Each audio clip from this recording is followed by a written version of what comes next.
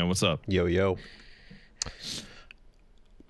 I could have sworn that Genius Kajumbo was over it. I thought he put the past behind him.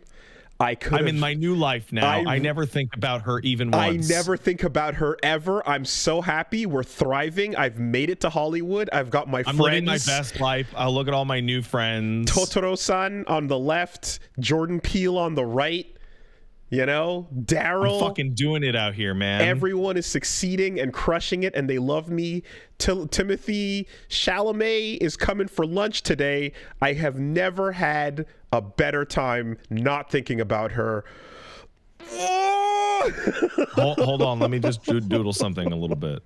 Hold on. Let me just cast an actor in my multi-shit-zillion-dollar thing. I guess never be game over. Never be game over. You can't say goodbye, even for a little nod, even for a little moment. If you're not clear on what Wooly is talking about, we're talking about the deaths.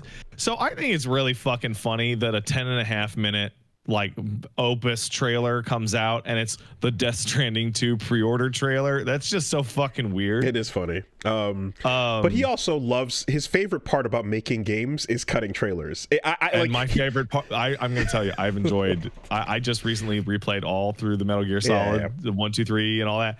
And I love those games. They're incredible. I did not feel a fraction of the excitement playing through them, even on their release day, than I did watching the trailers again, like a week before those fucking games came out. Hideo Kojima himself could tell me, no, you're making that up, you're lying, and I would not believe him if he said that he enjoyed anything more than cutting the cinematic trailer.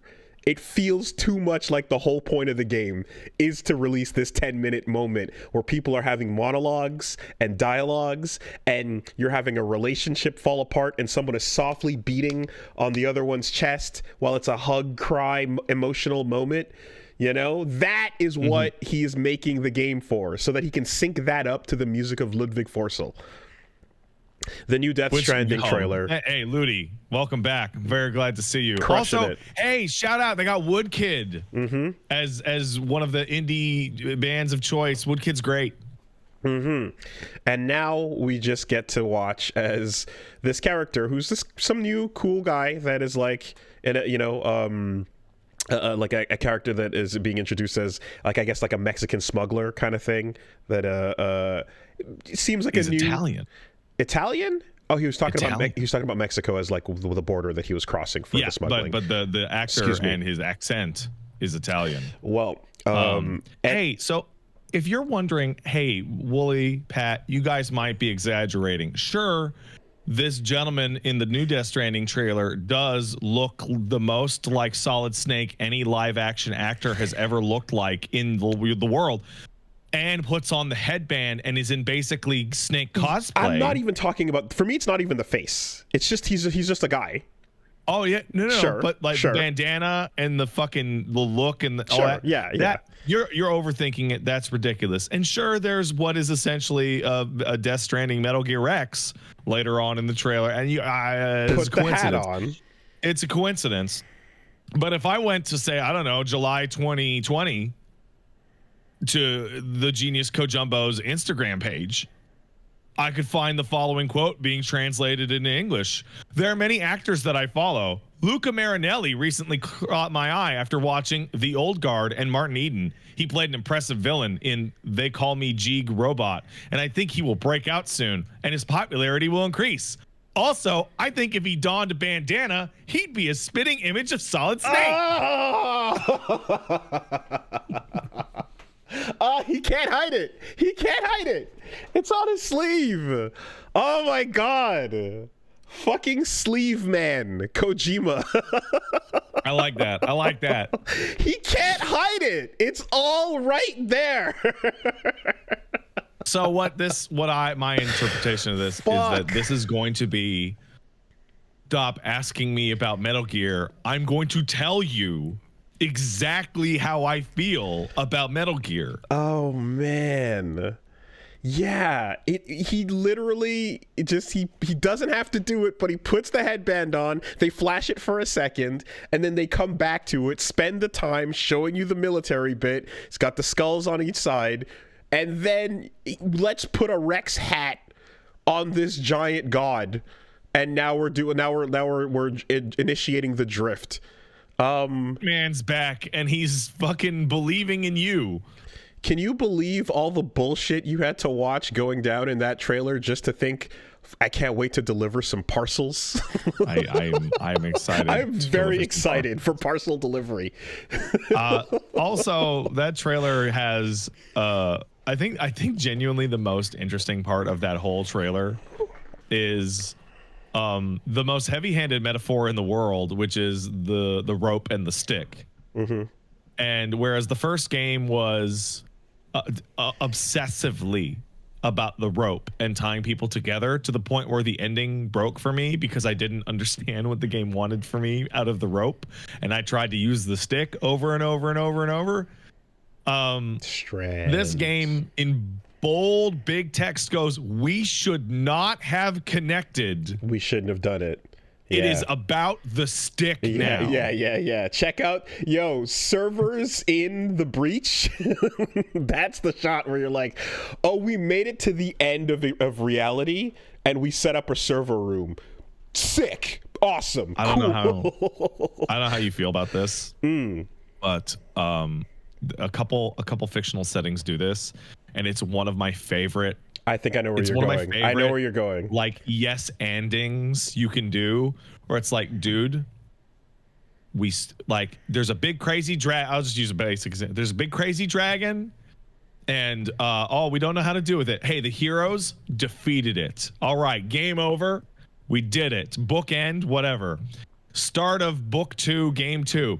Okay, so the way that you defeated that dragon, that caused a much larger problem than the dragon ever was. Because you did it wrong. You used a bad solution to a bad problem, and now your current problem is worse than it ever was. Yeah, okay. And that's what I see in Death Stranding. It's like, that's we connected and we rebuilt America. Oh, that's actually way worse than the situation we were in before. The thing that I like, which is it's different from what you were saying, but it's a similar context here, is we technologied our way into the eldritch, into the ethereal, into the unknowable, and back it up. We got to pull back. Like we could go further, but we should probably start pulling back because, we event horizoned it, Yeah. One of these multiple numerical configurations, we pressed enter and compiled, and then a portal to hell opened up, and we went, oh shit, okay, that's what happens when you run that check. Got it. And it makes perfect sense with Death Stranding 1, because Death Stranding 1's overall thematic plot is humanity was fucking around with weird paranormal bullshit that it really shouldn't have, and it totally destroyed the entirety of society. And in Death Stranding 1, the president tells you, but what if we fucked with it again? What if we kept fucking with it, though? But better this time. Yes, 100%. No, the shambles of society, rebuilding on top of like a cataclysmic event, and like rebuilding using the cataclysm as it's fucking Shin Megami Tensei. We're hitting the same energy on that, but it's awesome. And now that I also know, watching a trailer like this, that you don't have to think about what the imagery means, because it doesn't matter in the sense that it's like it's going to have a thematic relevance. The reason why you're going to be seeing hands or certain shapes or certain things, certain imagery is relevant to Kojima's like messaging. But in terms of like, why is this unknowable weird creature existing here? The simple fact that it's like, no, we're looking at extinction space. We're looking at the beach, and the concept of that means none of it ever has to make sense. It can always be terrifying. It can always be weird, and it can always be new. And And sometimes a cigar is just a cigar. Sometimes that monster looks like that because it's supposed to fucking make you go, and I fully expect a whole bunch of this to be about like, you know, well, the extinction continues, but there's no MLE. Yeah. To you know, to sit there to govern over it, to call it when it's time. Now, that being said, Wooly, you have to remember we're talking about the Genius Kojumbo. So for every deep thought and hidden meaning behind any particular visual motif, character name, or plot point, there's also the genuine possibility that the reason why the monsters are all made out of hands is because Kojima saw the Hands Across America thing a while ago and was like, oh yeah, what if it was ghosts?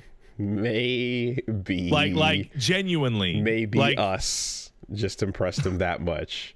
We'll see if they start playing remixes of I Got Five on it, which, you know, Five Fingers, etc. I really enjoy...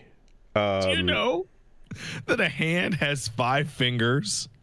One for each of the non-human extinctions. Each extinction event, there's a finger, and yep, there you go.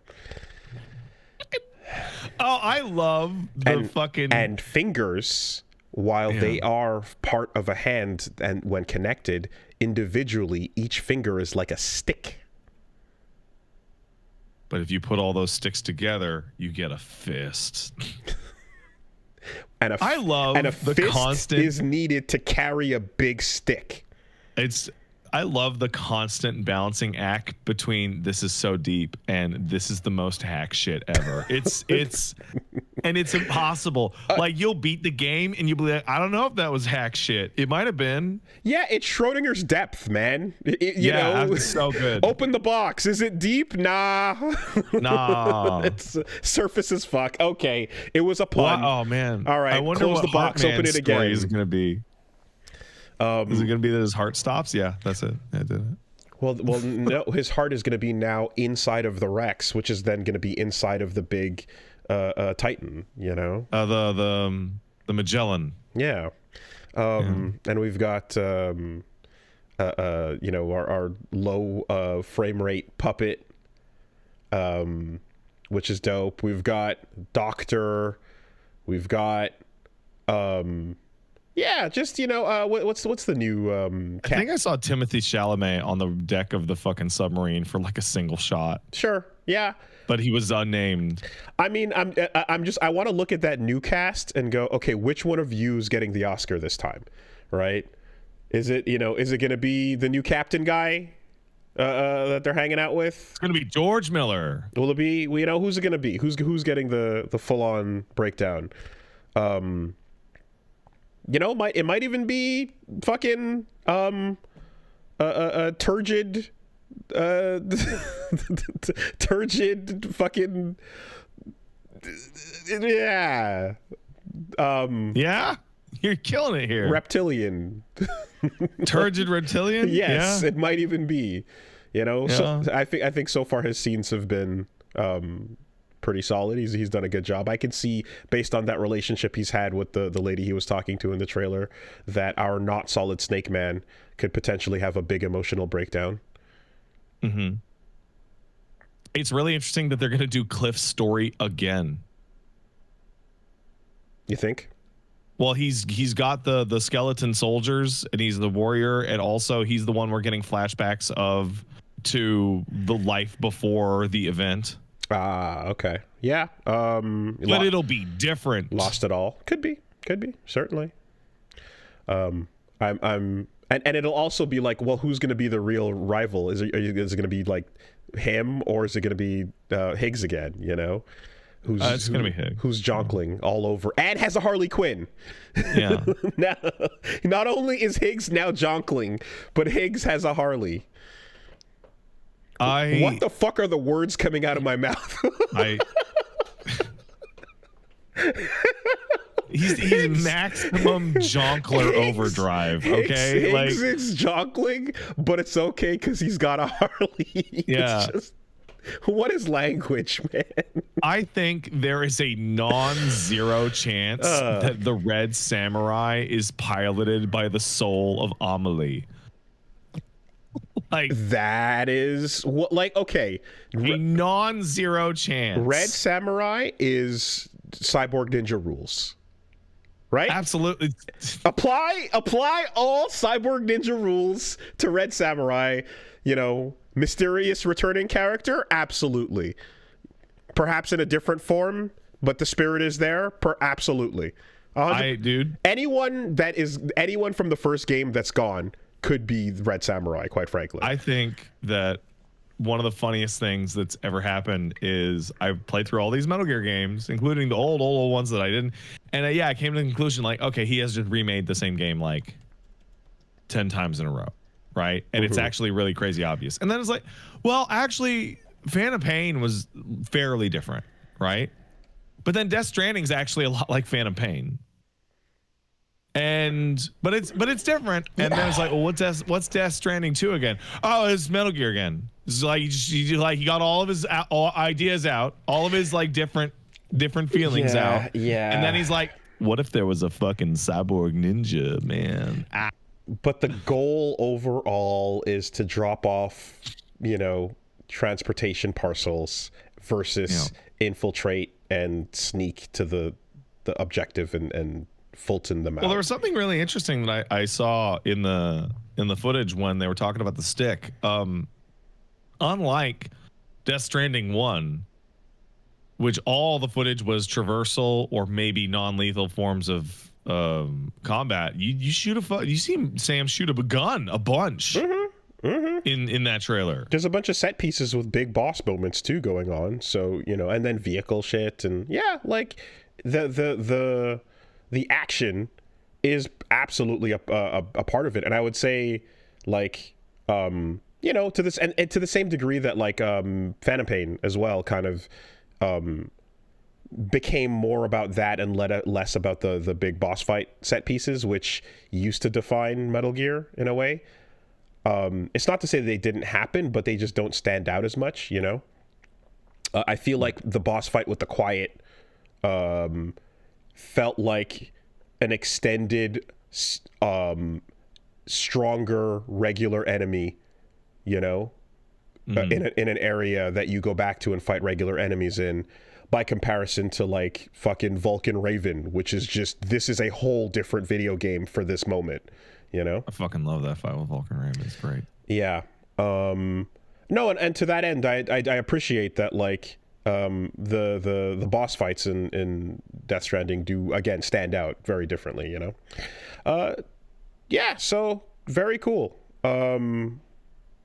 That is What's the over under on teleported Lou growing up to be time displaced Elle Fanning? Oh, I don't know. Possible. I feel like I want to put that out there right now because I feel like the answer is like nearly 100%. Wait, what's her name? What's her name again? In the Elle Fanning character? Yeah. I don't think she has been given a name. I think she's been explicitly unnamed. Tomorrow, right? Her name's Tomorrow? Yeah, that. Yeah, then yeah. No. Okay. They give her a name. That's a time displaced baby. That's a future baby. That's future Lou. that's future Lou. Yeah. Yeah. Okay. Also, don't read the wiki synopsis for the 1959 movie On the Beach. Oh, okay. I won't. If you care, because like I just did, and I'm like, man, I wonder how much he's gonna rip this the fuck off, because he's ripping it. He's ripping it. I can't wait for a line where Sam looks straight into the camera and goes, "Today is today, but you're Tomo-Lou." Tomo-Lou.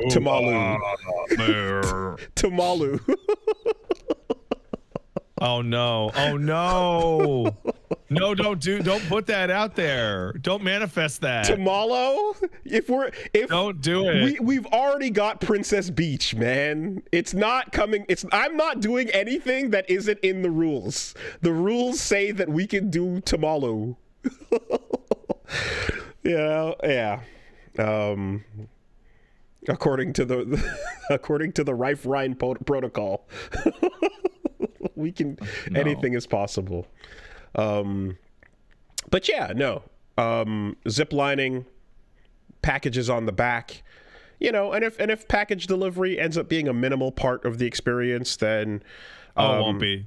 All these trailers are a trick. Most of that game is going to be fucking hoofing it. It was enjoyable.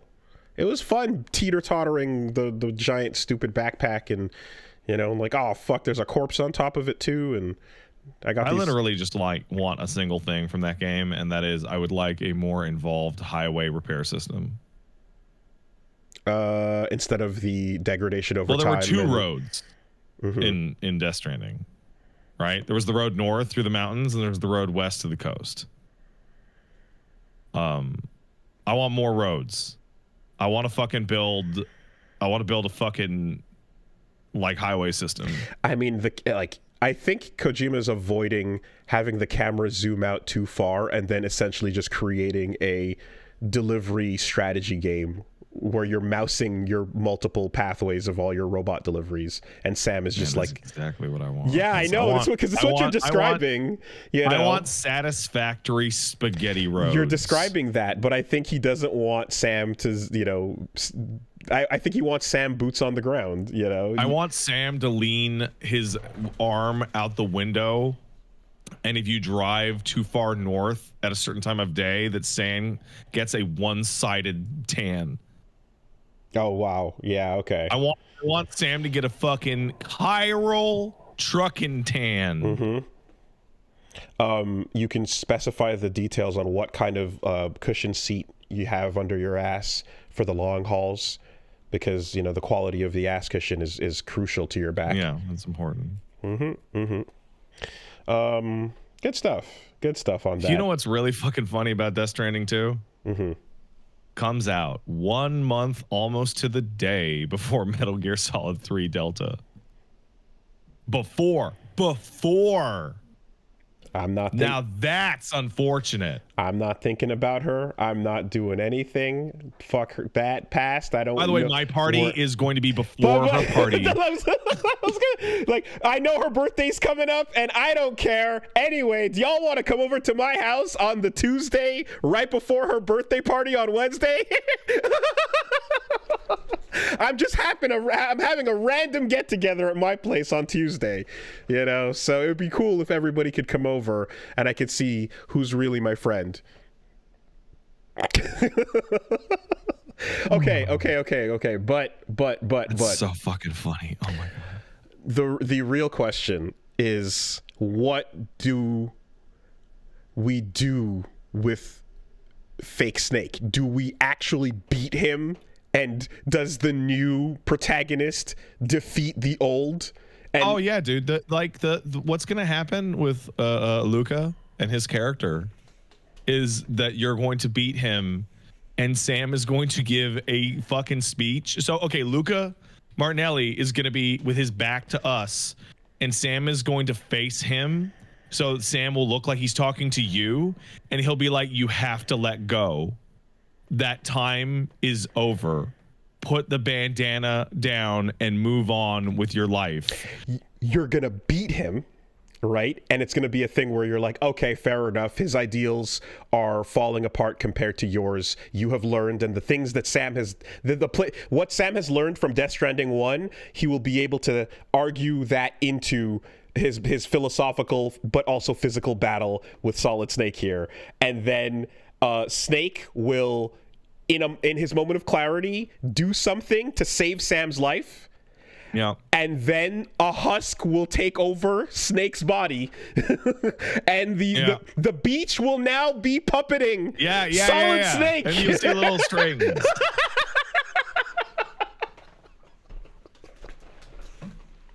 That's No, wait. And you know how it's gonna manifest? It's gonna manifest in the tar crawling all over his right arm up to the elbow, and he's gonna be like, "What is? Oh my god!" It's like he's being taken over by that liquid. He's not the guy we knew anymore. He's gone. No, I would be absolute cinema.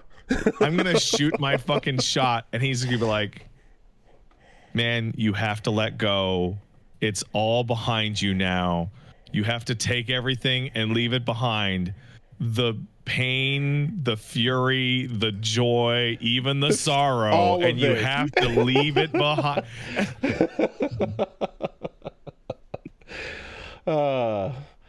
You know, yeah. And then as he dies, he'll be like, keep on keeping on, boss. And she'll just fade into heaven. And the tears might flow like liquid, but our future is solid. All right. So after going through all those games, do you know what I actually want more than anything? I want any emotional fucking goodbye, whatever. And then I want Snake. Fuck. I want Sam to leave. And I want to hear from far off in the distance, we're not finished yet. It's not over yet. And for you to go back in. Because I did not remember that was every time. That is every game. It's not finished yet. See, this is the part where like my soul wants to pull out and be like, it's too far, but it's like, but that's exactly where Kojima lives. Well, right? We know this. Kojima is too much and too far is never enough. And never far enough. It's never enough. It really isn't. Yep. He might even throw the word Delta somewhere in there. Why not? You know? Delta has the Latin meaning that they're using for Metal Gear Delta. Did you know that? Oh. Did you know that the triangle is actually a symbol of lies and deceit? No. Okay, because Delta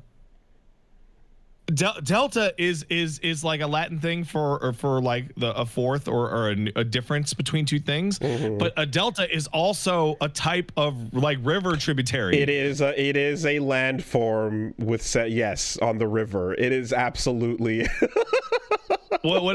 It's a land. Yes. It's a landform that is triangular, created by the deposition of sediments. When you look at a map, you can see the deltas going inland into an ocean. 100%. 100%. This delta will never flow to the beach.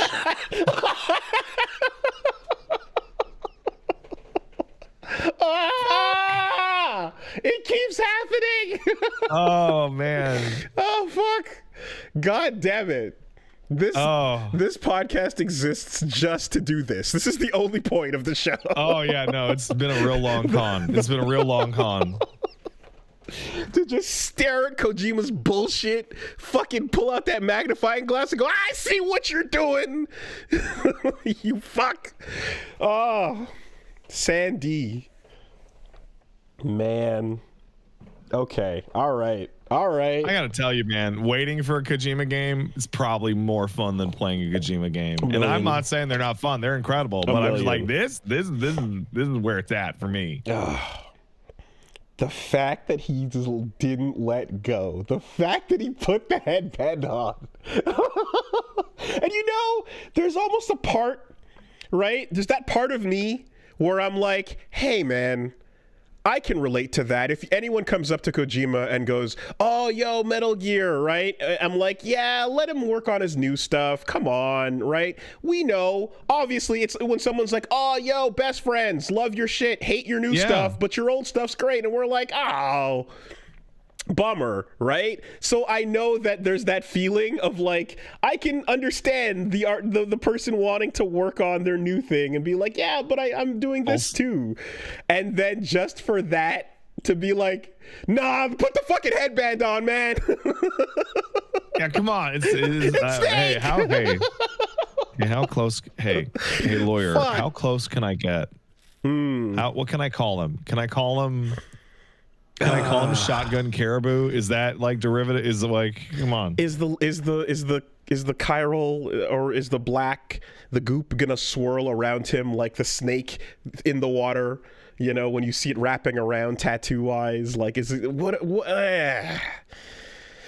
A snake is a type of strand if you think about it, and it can be. A snake is nature's rope. It is a rope. stupid. That's stupid what I just said. Holy shit. And it bites. And you know, it when it bites, it can be a type of connection, and then it leaves its mark. Venom. Right? I'm looking through Snake in other languages to see if I can see something that jumps out. Man. Wow, in Creo, it's actually a snack. That's really funny. Snack, yeah. It can constrict you, right? It can wrap you up. It can squeeze you to death. Just like love. Don't touch me. Get your hands off of me. The compressions. You know, it can rattle. Every time you hug me, it feels like a giant snake stifling my freedom. Says the ex-girlfriend.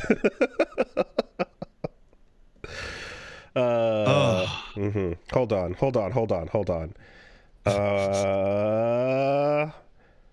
Okay, snake in Italian. It's serpente. Serpente. Okay. Yeah. All Latin languages, it's serpent of some nature. La bischia. Is that a type of snake? Serpaghiari. Okay. All right. We gotta keep this fucker on a short leash. God, I'm so excited for this. Because a leash is also a type of rope. Well, hey, I'm gonna tell you right now. You gotta clear your schedule, and you gotta schedule your shit in a way that's, because like I'm gonna stream it the way I usually stream it, and I can't deal with like 4 weeks of just like vibrating in my chair. It's just. Well, yeah. Well, we'll see. We'll see how things shake out. You know. It's never gonna change. I said it.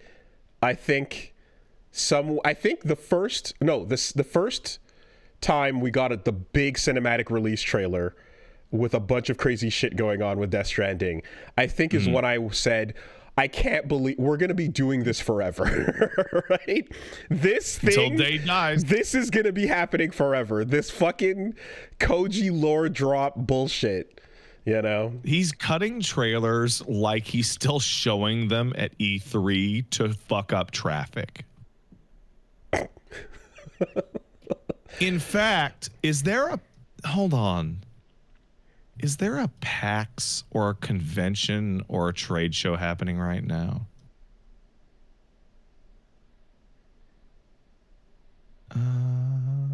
There is something.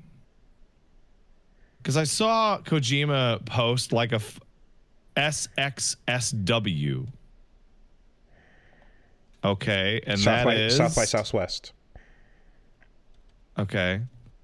Well, and what is that? That's South by Southwest? It's a bunch of like, it's in films, Austin, yeah. So it's films, culture festival. So I saw Kojima post a photo of the show floor before it opened, and I didn't know what it was. And I bet you anything there is a Death Stranding 2 booth that is showing the new trailer to a floor. Oh, I'm sure.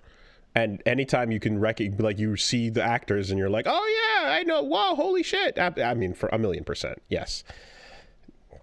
He's gotta find new Hollywood to become friends with and take fake. There was a panel yesterday. Fake smoking photos with, you know.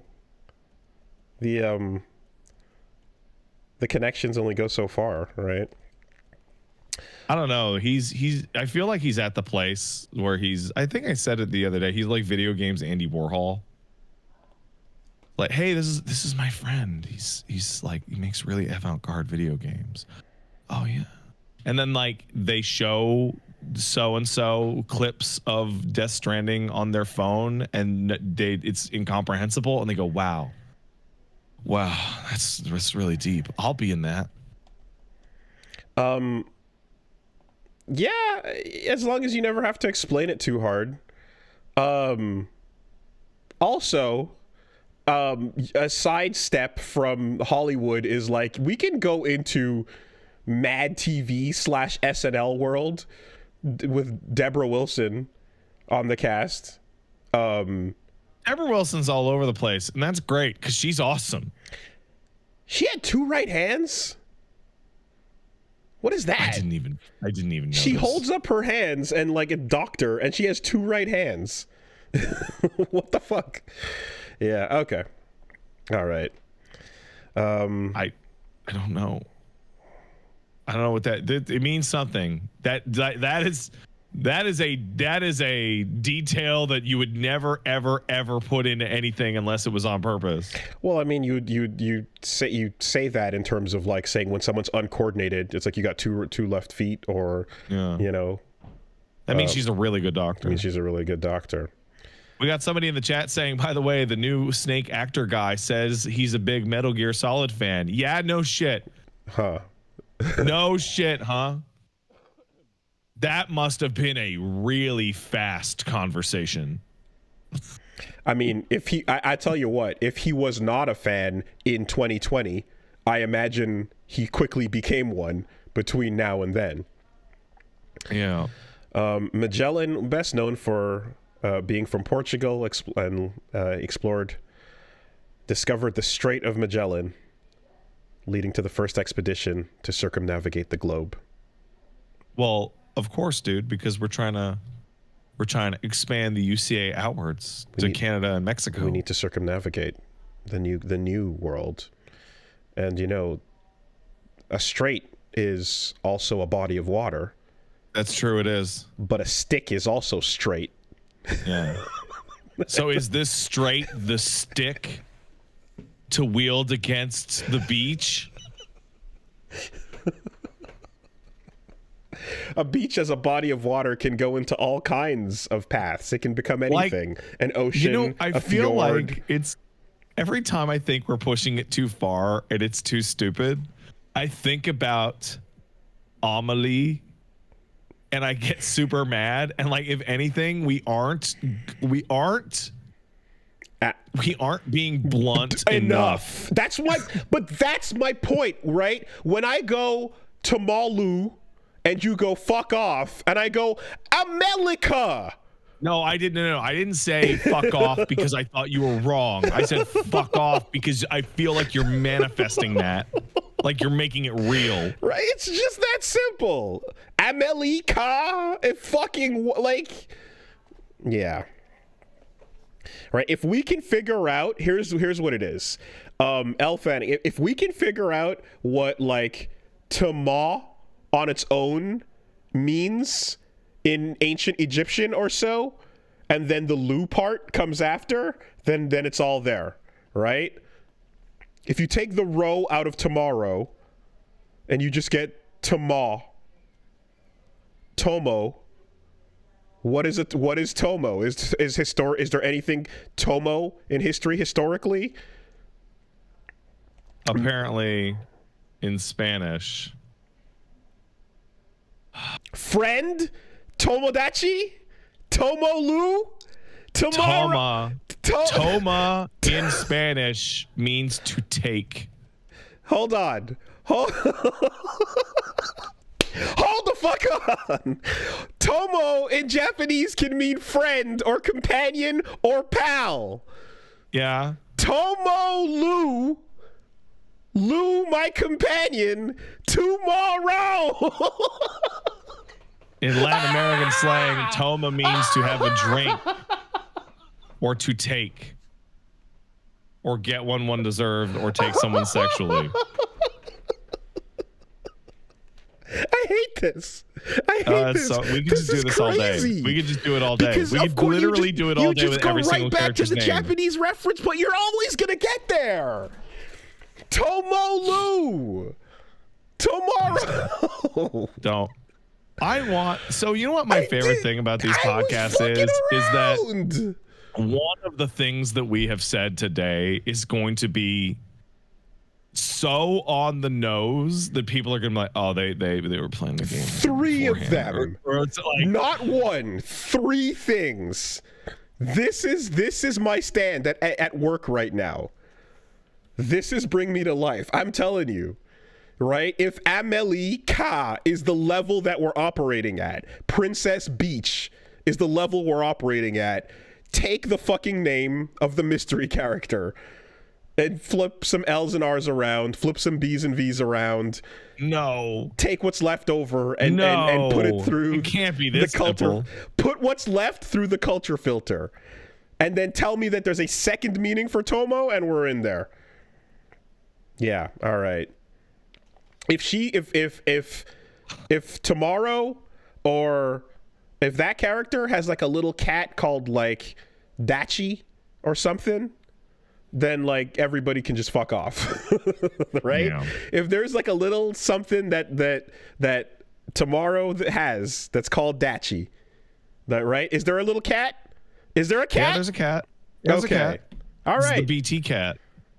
Well, if she has a little side thing called called Dachi, then you have Dachi and you have Tomo-Lou. We've got somebody in the chat with another one.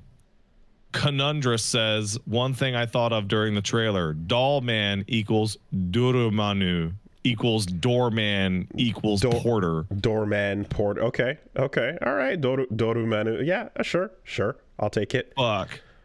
Doraemon. If you want to. Yeah, all right. No bad ideas here. Everything's acceptable. We're taking everything everything is just as valid as everything else. Daruma, Daruman, Daruma.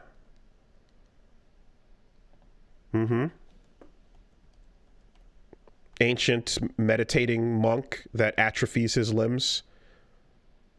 Good fortune. I still can't get over. Amelie is the one that had me actually like scream at my television for the first time in like 10 years. The pun doesn't even work because it uses multiple languages to do the pun. I hate it.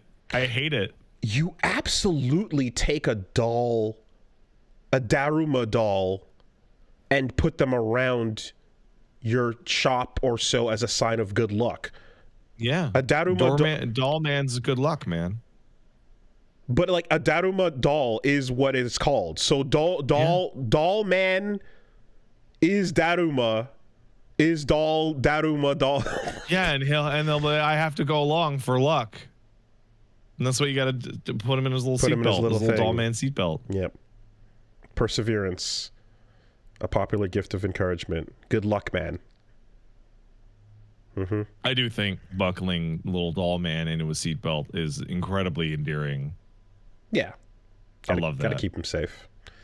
I think, honestly, one of the coolest things we saw was like actual baby Lou, like just being a baby. Yeah. You know, like squatting, looking around, that little baby squat. You know, you're like, fuck, that's a kid. I got a little jump scared, I'll be honest. I got a little jump scared because it's like, it's not exact, but I'm like, man, yeah, that looks a good deal like my white baby. That's weird. I like the way that Lou's moving around, that you know, with that detail is like, and I think I feel like it's a harder challenge animation and detail wise, right? Because like baby BB in the thing can just kind of be a baby that floats around and has to, you know, it has to move and bump and stuff and basically look like what your brain thinks of with that. But like a kid who's like really small but can crawl around, there's a lot like that now hits the uncanny valley. Yeah, mocap that. Yeah, that hits the uncanny valley much harder. You know, then like the zooming in on Lou giving you the thumbs up in the womb in that Sonic Generation shot, which unfortunately every time I see traveling down the birthing canal. Wait, what did you just say? Yeah, you heard me. Did you say the Sonic Generations shot? That's correct. Is that what you meant to say? I meant to say Sonic Dreams Collection. This is better, I think. Every time it shows the going through the canal, the birthing canal, and zooming in on Lou, and then it has either the chiral tears or the thumbs up going on, or whatever's happening, I get immediately ripped back to Sonic Dream Collection going through the fucking Big the Cat moment. Yeah, you're right. Yeah, you're right. You know what else I liked about that trailer? I'm looking over little bits and pieces of it. they're really selling us on the events of Death Stranding and the chiral expansion, or whatever the fuck it's called, are way more cataclysmic than Death Stranding even implied, because like they have this shot of like space exploding in the sky. Yeah, there's a big. And the moon is impossibly large. Yes, and it's like, oh, all causality everywhere has been fucked up. Yeah, the tides must be batshit insane if the moon is that level. Again, extinction continues, but it doesn't occur. It seems to be the line, right? Extinction continues forever, right? A slow death that just keeps going. That shot of the sky and then like the nebula form thing felt very Elden Ring. Like I feel like panning up to the skybox to see some crazy shit going down, you know, is what that makes me feel now. I can't believe how hard Troy Baker is jonkling in this fucking shit. I can't believe it's so ridiculous. I mean, I'm looking at this photo of him with the tears and shit. They're not trying too hard to make him not jonkle, you know. What does slow permanent extinction mean? Is it just entropy forever? Are we just floating on isolas separating forever? I said this when we first saw Higgs, and I'm going to say it again. On March 9th, 2015 at 7:30 p.m., Drill posted, "The judge orders me to take off my anonymous V mask, and I'm wearing the Joker makeup underneath it. Everyone in the courtroom groans at my shit." What if Higgs turns to Lou and says, "I'm the Joker, baby."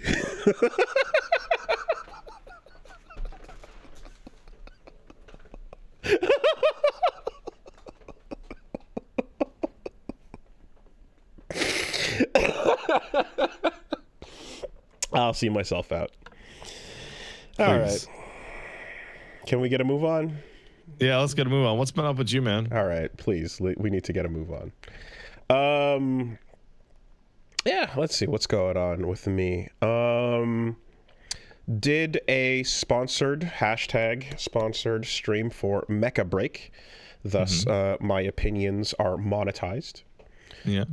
How are your monetized opinions? I really like how that game feels like high-speed robot action in a single-player context, but it's dropped into a multiplayer context. That's the best thing it's got going, is it feels like your Armored Core, Zone of the Enders, you know, like just fast-paced, insane mecha action game, but you're fighting against other people that can do it too.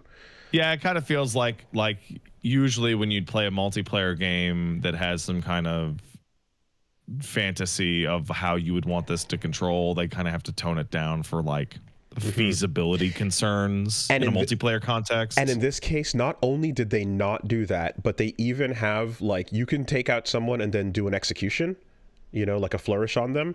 And when you're doing that execution kill, like Titanfall style, like time slows down for you and the person being executed, but not for the rest of the game. Right. That's a time dilation bubble that some of the Max Payne 3 had for like multiplayer. I mean, I think it's just the animation more or less, you know, but you're locked into it. Right. Yeah. Are you invincible? I believe you are. Yeah, I believe you are. It doesn't seem like you good. Can be touched, at least while it's playing out. I'm glad we've games have made the decision that if you want your players to literally ever use the cool kill animations, you have to be invincible. Yeah, you'd have to. You have to be, or else no one's ever going to use it ever. Well, it would become a liability, right? People are saying you're invincible. Oh no.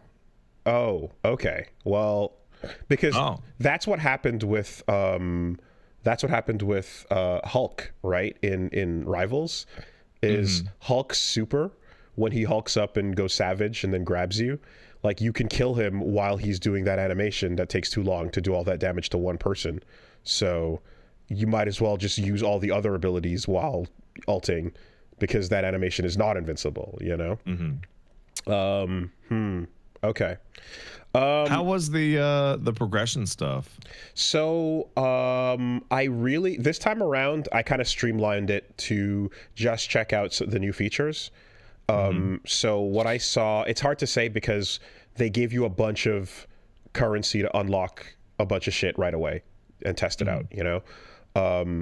And so why is everyone confused about Invincible? I have no idea. Don't look at them. They're deaf and stupid. Okay, ignoring.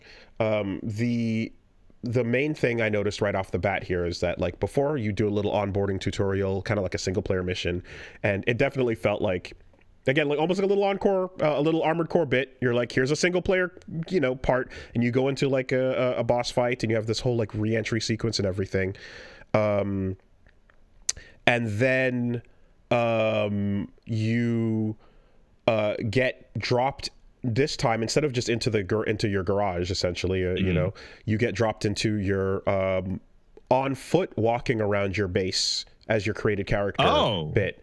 And that was kind of like what was it called? Deus Ex, not Machina, but what was it called? Not Deus Ex. Shit. What was the robot game on Switch called? A Demon Ex Machina. Thank you. It was a bit, Demon Ex Machina. It was a bit like that, where you get dropped into the base where you can look up at your robot and then walk around and do other stuff. So it seems as if like part of this beta wanted to introduce that you can do stuff on foot. And one of the devs mentioned that you can go to a training room, pick up a gun, and like start doing like gun training as well. So they might be doing some out of robot pilot gameplay potentially in the future. By the way, watching your footage, it looks a lot better and smoother than the beta that I played a couple months ago. Yeah, I don't remember too many hiccups last time around, but it was smooth, certainly. It kept, like, the test is when you do the super fast boosting, the assault boost, you know, and you're zipping left and right, and the screen is full of shit, and you're picking one of those like Starscream style, you know, Macross mechs where you're flipping from jet mode into mecha mode. Is it keeping up, you know? And it seemed so. I did put on VSync, and initially at first it was off, and you know shit was ripping, but I threw it on and it stabilized. But yeah, I overall I think that's the big appeal here, is like it has got mechs that are reminiscent of the styles of mechs you might like. So I mean, I'm watching you roll around with the fucking Epion in this footage. They can call it whatever the fuck they want, but that's the fucking Epion. I mean, there's two things I enjoy, and I said them. I'm like, I like my arms heavy. I enjoy it when my arms happen to be very, very weighty. And sure enough, you unlock Tricera and you just grab your Gatling guns and fucking brrr, and I'm like, yeah, call me Yang. You know, call me fucking Troa Barton. I'm Gatling. I'm Daka-ing my way through this, and then you tank up. I shot more. And then it has siege mode so that you can shoot more. Yeah. And then the transition into siege mode, the first frames of switching into siege mode are a parry. Great. So if someone's meleeing you, you go poof, and then they get staggered as you just, you know? And then you have a little like healing drone as well next to you, so you can just hunker down. And then the second thing I was mainly going with was the Panther, which is that's the one where it's you got a sword in one hand that can switch to a shield with one of your shoulder buttons, and a drill in the other. Yeah, this is the mech I'm watching you use that I'm referring to as the Epion. And you hold down the drill button, and the drill starts revving, and when you are ready to let it go, row, fight the power. I'm flying across the map, and anything in front of me is coming with. And a nice big Reinhardt pin, you know, to get off the point. And brrr, bap, cut, takes you out. What kind of modes was available here? Because I think it was just TDM and deathmatch in the first beta. So the new mode, there's 6v6 is the default, and there's a couple different 6v6 maps. There's some that are point capture. There's some that are escort the payload. Then there's also 3v3, Okay. which is if you want to go smaller teams, and I didn't get to try out any of the smaller 3v3 maps to see what that was like, because the third feature is Mashmac mode, and Mashmac is the name of the location that you're dropping into, and Mashmac is a giant map that you drop into with 3 people, and it's PvPvE. Okay. And so your team of 3 will drop onto the far side of a huge map. There'll be people on other teams dropping all around as well. And all across the map are multiple levels of enemies, from grunts to timed major threats to huge bosses. And each time you take them out, you pick up a bunch of scrap, some junk, some weapons, some, loadout plans and upgrades and currency.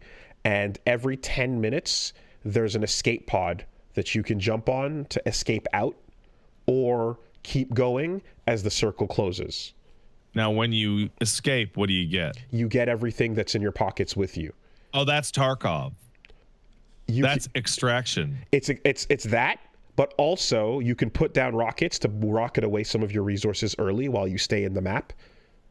And you can call down weapons on a drop ship that come down and give you 2 extra guns or 2 big missiles or whatever. So you're Tarkoving while you Fortnite, and you also explore and hell dive. Right? That map's like that mode seems like it's got fucking potential. That seems like they're, hey, we can be the next big fucking thing if we get this going. So Tarkov, you're dropping alone, right? Or do you do teams? Yeah. I believe you drop alone, but you might be able to. So you're Tarkoving, but you're also hell diving with your team of 3 and getting weapon drops on a timer. But you're also battle royaling because there's the circle closing in, and well, it's not close. It's more like circles are expanding outward at random spots. Okay. And while there's other players, and so you can go and try to take out bosses and loot their corpses, or you can take out other players and loot theirs, and you can get out in 10 minutes if you find what you want, or you can try to stay in and build more. And overall, it seems to be like the main mode for like getting a currency and plans and weapons and all the stuff to unlock. So so that'll probably be the main mode, and then it's like, man, I just want to do some fucking deathmatch. Yeah. She's also there. Yeah. Which is quite ambitious, I would say, because that is a huge, like, that's a whole game in itself if you wanted to make a whole game designed around that, right? So it's a real interesting thing to be like, yeah, play some deathmatch when you want to, and when you want to just unlock more shit, here's a completely different way to do it. And of course, you still unlock stuff by doing regular death matches and whatnot, but like a loot specific mode is there, and it also is something that would be more inviting to someone who was like, I'm getting crushed on all these death matches. I can't keep up with all the really good players. I want to do me and my friends versus the computer. So I know you didn't spend a ton of time with any of the battle royales, but hey, I'm not super confident in 1v1s, so I want to chill out and explore the map and gear up before engaging in shooting contests. That's really satisfying as a loop. It's really chill. But as you're doing it, maybe there's people around. Now, granted, in a fucking high-speed mecha robot action, I don't think many people are hiding inside buildings with their robot. Well, but here's what I noticed is, like, I was one game, we ran into another team and they were like, they're hostile, fuck it, they're coming for us. And so we had some big fights. And then other times it's like, they're doing their own thing, we're doing our own thing, whatever, right? So it all depends on what your experience is like. And if someone takes you out, you can choose to extract out of the game, or your team member can Helldiver style call you back in. Right. So you have that whole loop going on its own. And what I noticed in that Mashmac mode was that you also a lot of the loot I was picking up was there were like paint colors and cosmetic stuff, Yeah. So there's weapon blueprints, there was cosmetic colors and shit, and then just like miscellaneous modifiers for you tweaking your stats. So again, if your main reward is I want to paint my mechs and play a PvE version of this game, fucking get in there. There you go. So yeah, it's that's a pretty cool addition as well. So overall, pretty fun game. Feels good. The mechs control simply but really well. It definitely is not the amount of refined control that an Armored Core game has, where you are tweaking every little aspect and then the performance changes accordingly. Nah, these mechs are pre-built. They're pre-built. You're changing the aesthetics. You're tweaking smaller percentages. Like you can definitely fine tune, right? You can get like a little thing that says damage on your blade goes up, but your boost speed goes down a little bit down, and that goes really, really in depth.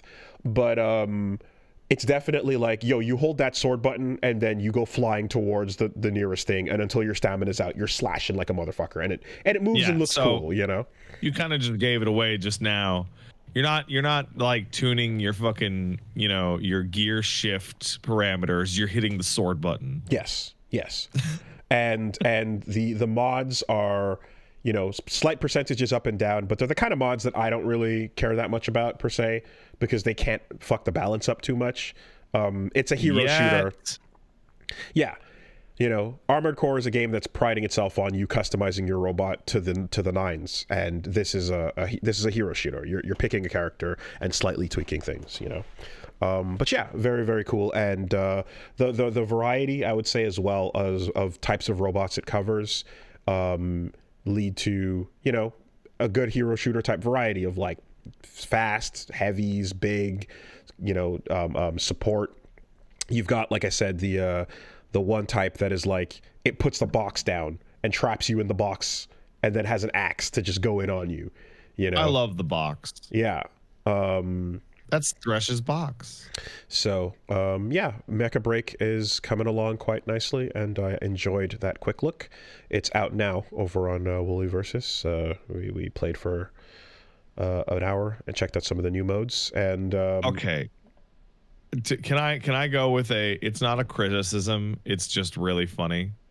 Mm-hmm. So I just went to the Steam page for Mecha Break because I was like, well, I wonder if this has a release date yet, right?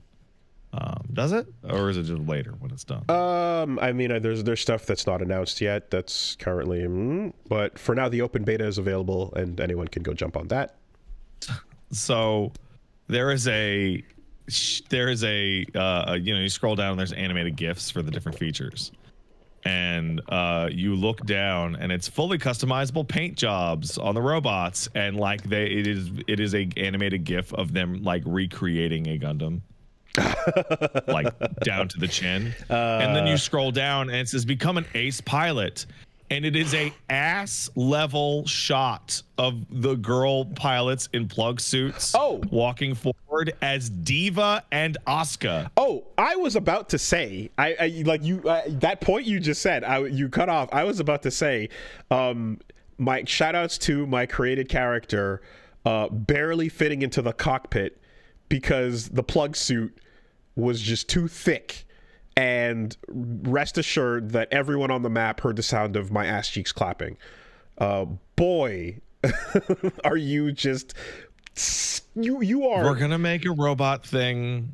We have to appeal to the Gooner people, and it looks like they're doing a good job appealing. Yeah, your character is like, it is like a toothpaste tube squeezed into a condom and air sealed. It is. Oh my God. That is a repulsive description. That is disgusting. Tight.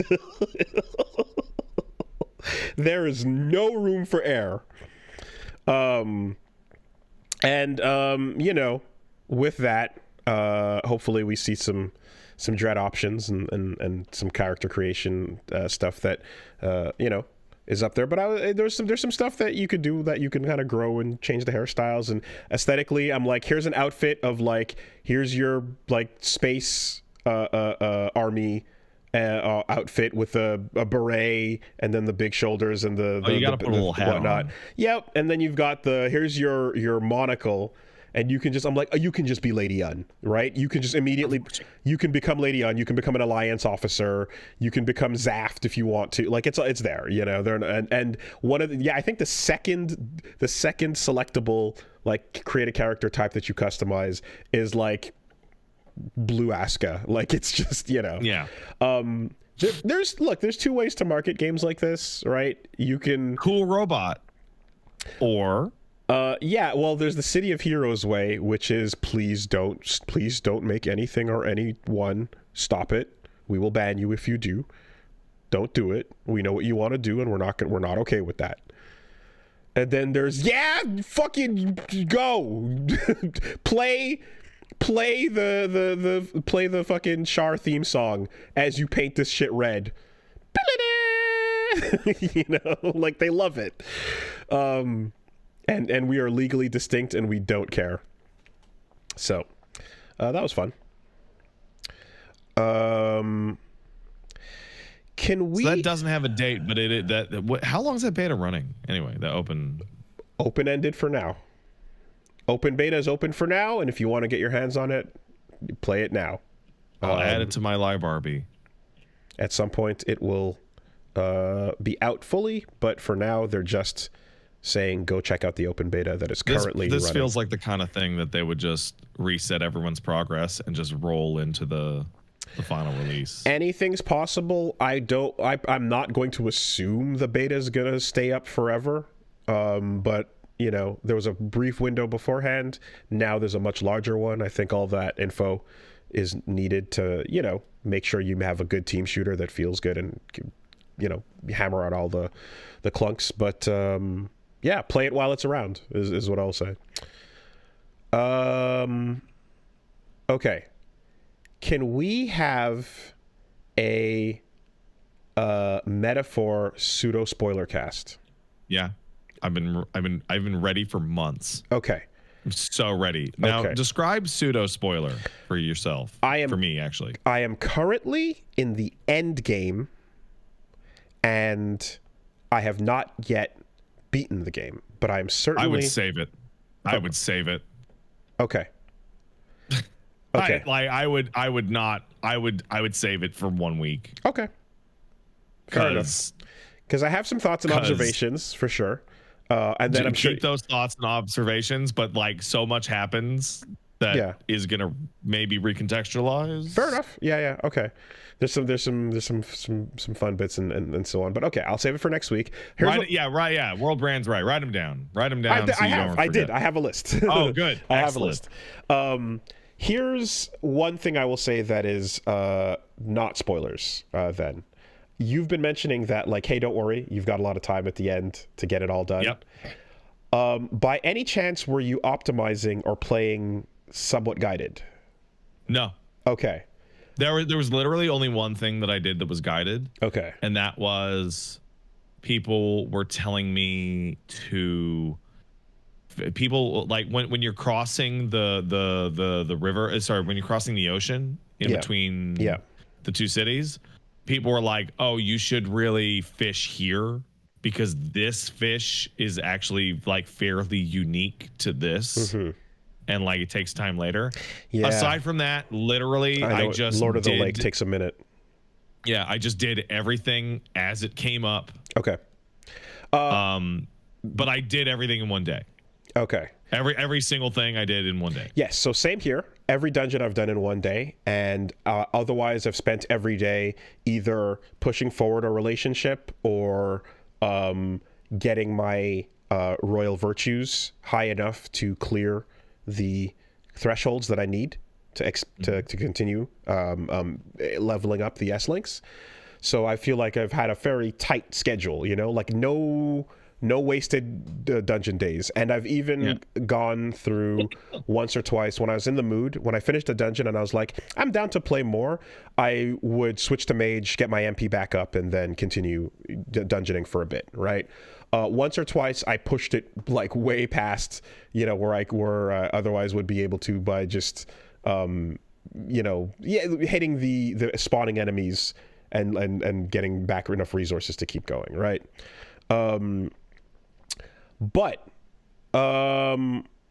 Can you type me a response to my questions just so we know exactly what we're talking about here? Sure thing. So we don't spoil the chat. Yeah. I am at this date right now. And I am awaiting this. Right? Oh yeah, you okay. All right. Yeah, no, you have plenty. Okay. Yeah, you have plenty of fucking time. Okay, so this thing is I'm assuming that you kind of are, you're mentioning the amount of time you have. When I look at what the calendar is showing me, right, I'm seeing about 24 or 25 days or so. And I'm calculating every relationship left to level up and every relationship left to level up and every one of those final dungeons that you get the ability to go do as a day. And I'm like, when I add those all up, there's like 23 of them. So I have like 23. Are you splitting the difference between night and day? Some relationships are night only, I know, but like not necessarily no. But I am saying that, like, I know that when you go to a dungeon, you can't do anything else, obviously, whereas some days you can double up with a daytime relationship and a nighttime relationship. Also, on the way to the dungeon, you can get stuff done too, right? But in general, there's about 24 days left with 23 things left to do. So I'm like, I don't know that I'm going to have an abundance of time, but I suppose I'll have a little bit extra. Someone would have to go check for me, but I ended the game with 14 days or 15 days of just go to sleep.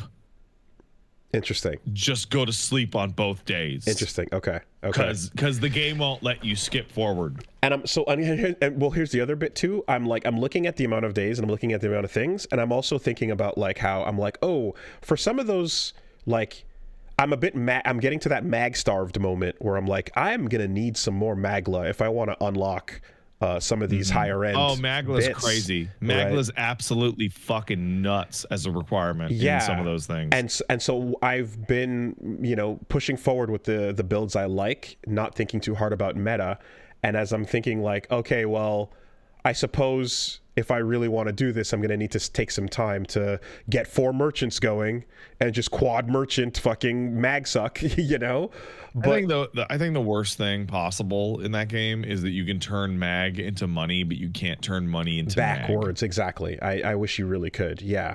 So this is what it is, right? I'm looking at the amount of time left. I'm like, that lines up so that I don't have that much spare time actually. And if I also want to go and get some of these archetypes, I'm really going to be tight on time. So for me, just going through it the way I have, winging it, and having a fairly, the way I've played all Persona games, which is never waste time.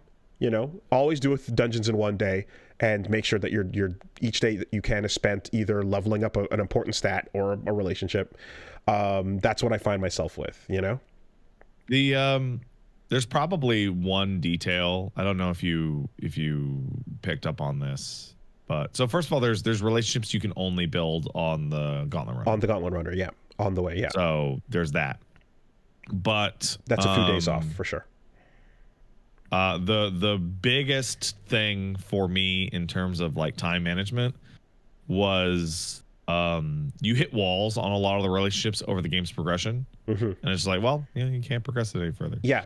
And that's the good time to go do all your shit. But the other thing is the number one feature is you can never level up a relationship twice in a row. No, you have to alternate a second day. You always have to have a day off in between.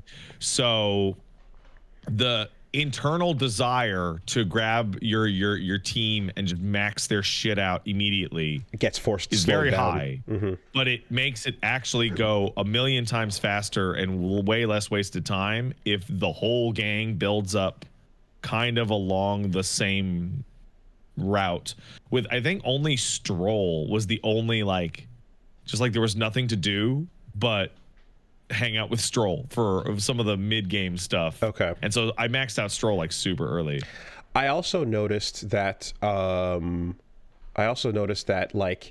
when I apply archetypes to the characters, based on just like what I kind of like, for some of them I nailed it and got it where it should be. But and they're like, yeah, that is how you're supposed to build that guy. Yeah. Right? But for some of them, it's like, oh, you wasted some time and we actually want you to build up a completely different thing here, right? Yeah, actually, remember how we said you could do anything? Well, guess what? Well, the royal archetype requires these things. Exactly, right? So, I'm like nailing it on Stroll 100%, right? Nailing it on some of the other characters. But then Hulkenberg, it's like, oh, you weren't making her a mage? Damn. Well, wow, you're stupid, I guess. Jeez. And I'm like, come on, So yeah, that one really just, I was like, fuck, okay, shit. But I did guess correctly for quite a few of those, and I like how there are moments of like, there are hints. We'll get to it in the spoiler cast, but there are hints that are like, you have chosen the correct archetype for the correct person. Good job. There's little bits where they're like, yeah, okay, you got this one right, you nailed it, So anyway, more on that when I come back through the end of it. But I'm a little bit worried about the time as I eye my calendar. I wouldn't worry too much about it. Okay. What I would do though is I would save the game right now in a different slot, so that if you do go to the finale. Actually, no. You know what? Hey, you want a pro tip about the game's archetypes and mag and leveling? Mm-hmm. You want to know where the best grinding spot in the entire game is? Is it the final spot? Right at the end. Of course it is. Right at the end. Of course it is. And you will have the ability to regenerate your shit to full. No problem. Yeah. Okay. So if you the game says, listen, you made it here, but you're not going to go any further. Here's a spot you can use to just fuck this thing up. Okay. Well, at least that means you can hit credits in the state you want to, even if there's not a lot to do with those final stated archetypes. You got them where you want to, and you have now you just go beat it. Fair enough. All right, that's fine. Good stuff. So yeah, we'll come back with a full spoiler cast on that. But very, very cool. So I mean, I guess so if we're not going to go into the metaphor stuff, then that's pretty much it. Cyberpunk is continuing, and not like again, not much to say just yet besides like, goddamn, Johnny being flawed is the coolest thing.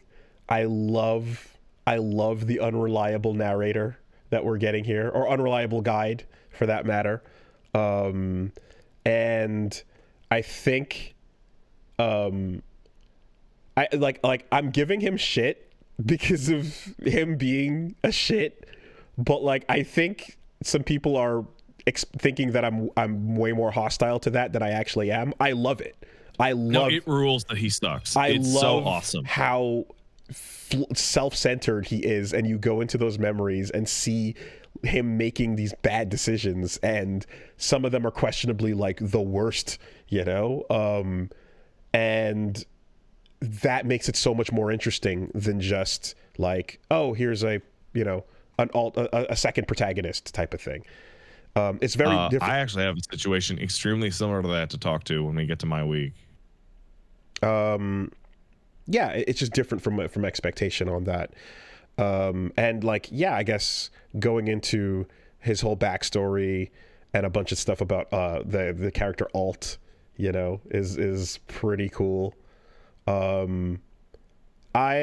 mean, once we're all said and done there, I'll definitely have more to say on it. But it's shaping up nicely. The three characters that you get to be friends with are pretty cool.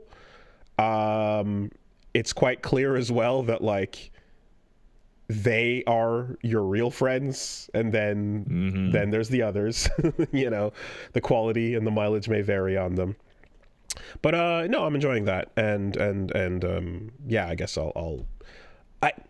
I really do wish though that like hacking was not so cordoned off to your build. I wish that you could be, as we're RPGing, I wish that you could be a bit of a fighter mage You know, I wish that you could, like, at your own. You can just be bad at both. At your own difficulty. Like, yeah. So, you know, if you want to swing a sword around and cast low-level spells and not be the strongest, but kind of be a little more tactical, you can. Okay.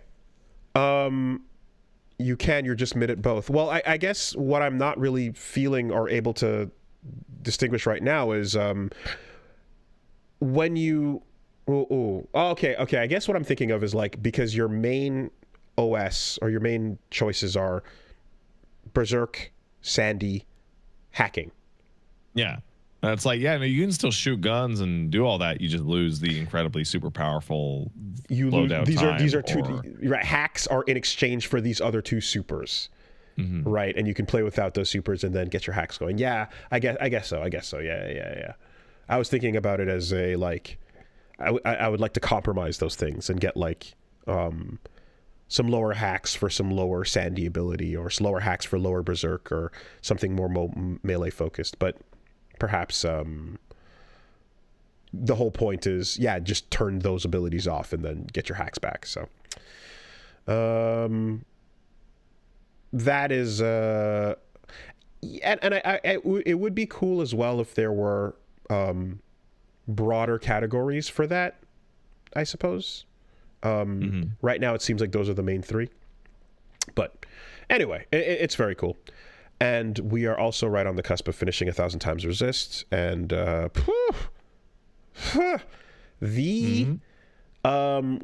closing hours of that game get really good.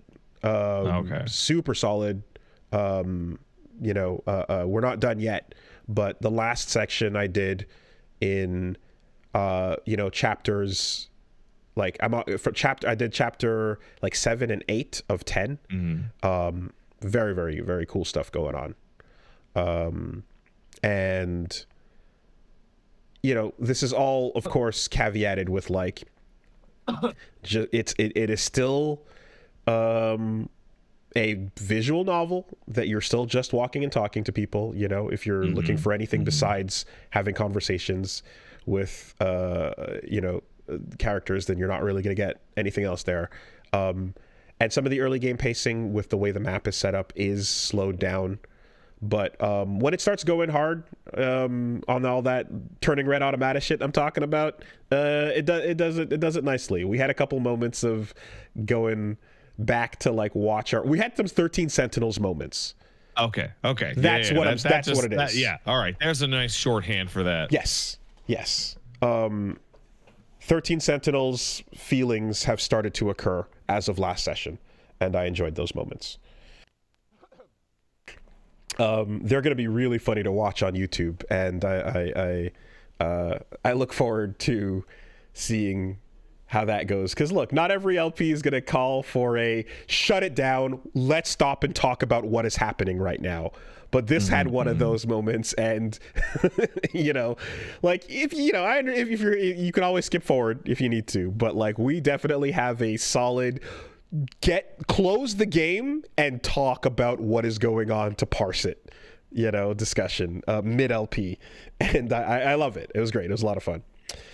So yeah, we're going to be continuing with both of those, as well as get into fighting games this weekend. A new slop stream is just about ready to drop. New slop. So Wooly versus whatever will be coming out this week as well, over on Wooly versus on Twitch and on YouTube. Yeah, that's about it. You mind if I take a pee-pee break? Let's take a pee-pee.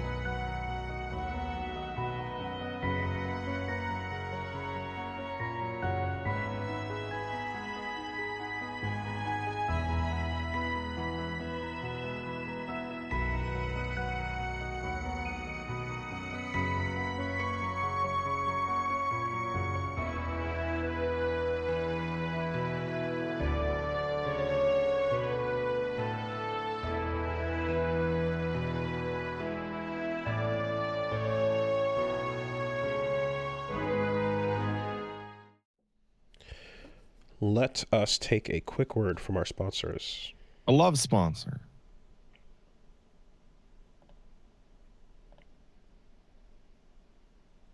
This week, Castle Super Beast is brought to you by Raycon, the solution to getting the wires out of your life, getting the expensive earbud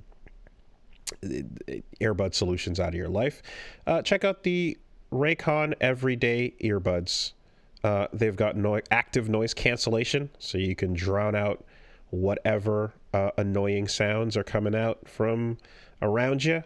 If you need to quiet down the sounds from outside, and listen into what you want to focus in on. Pretty useful feature. They got the 32-hour battery life and multi-point connectivity, so you can connect to 2 devices at once, switch between them as needed. Pretty useful.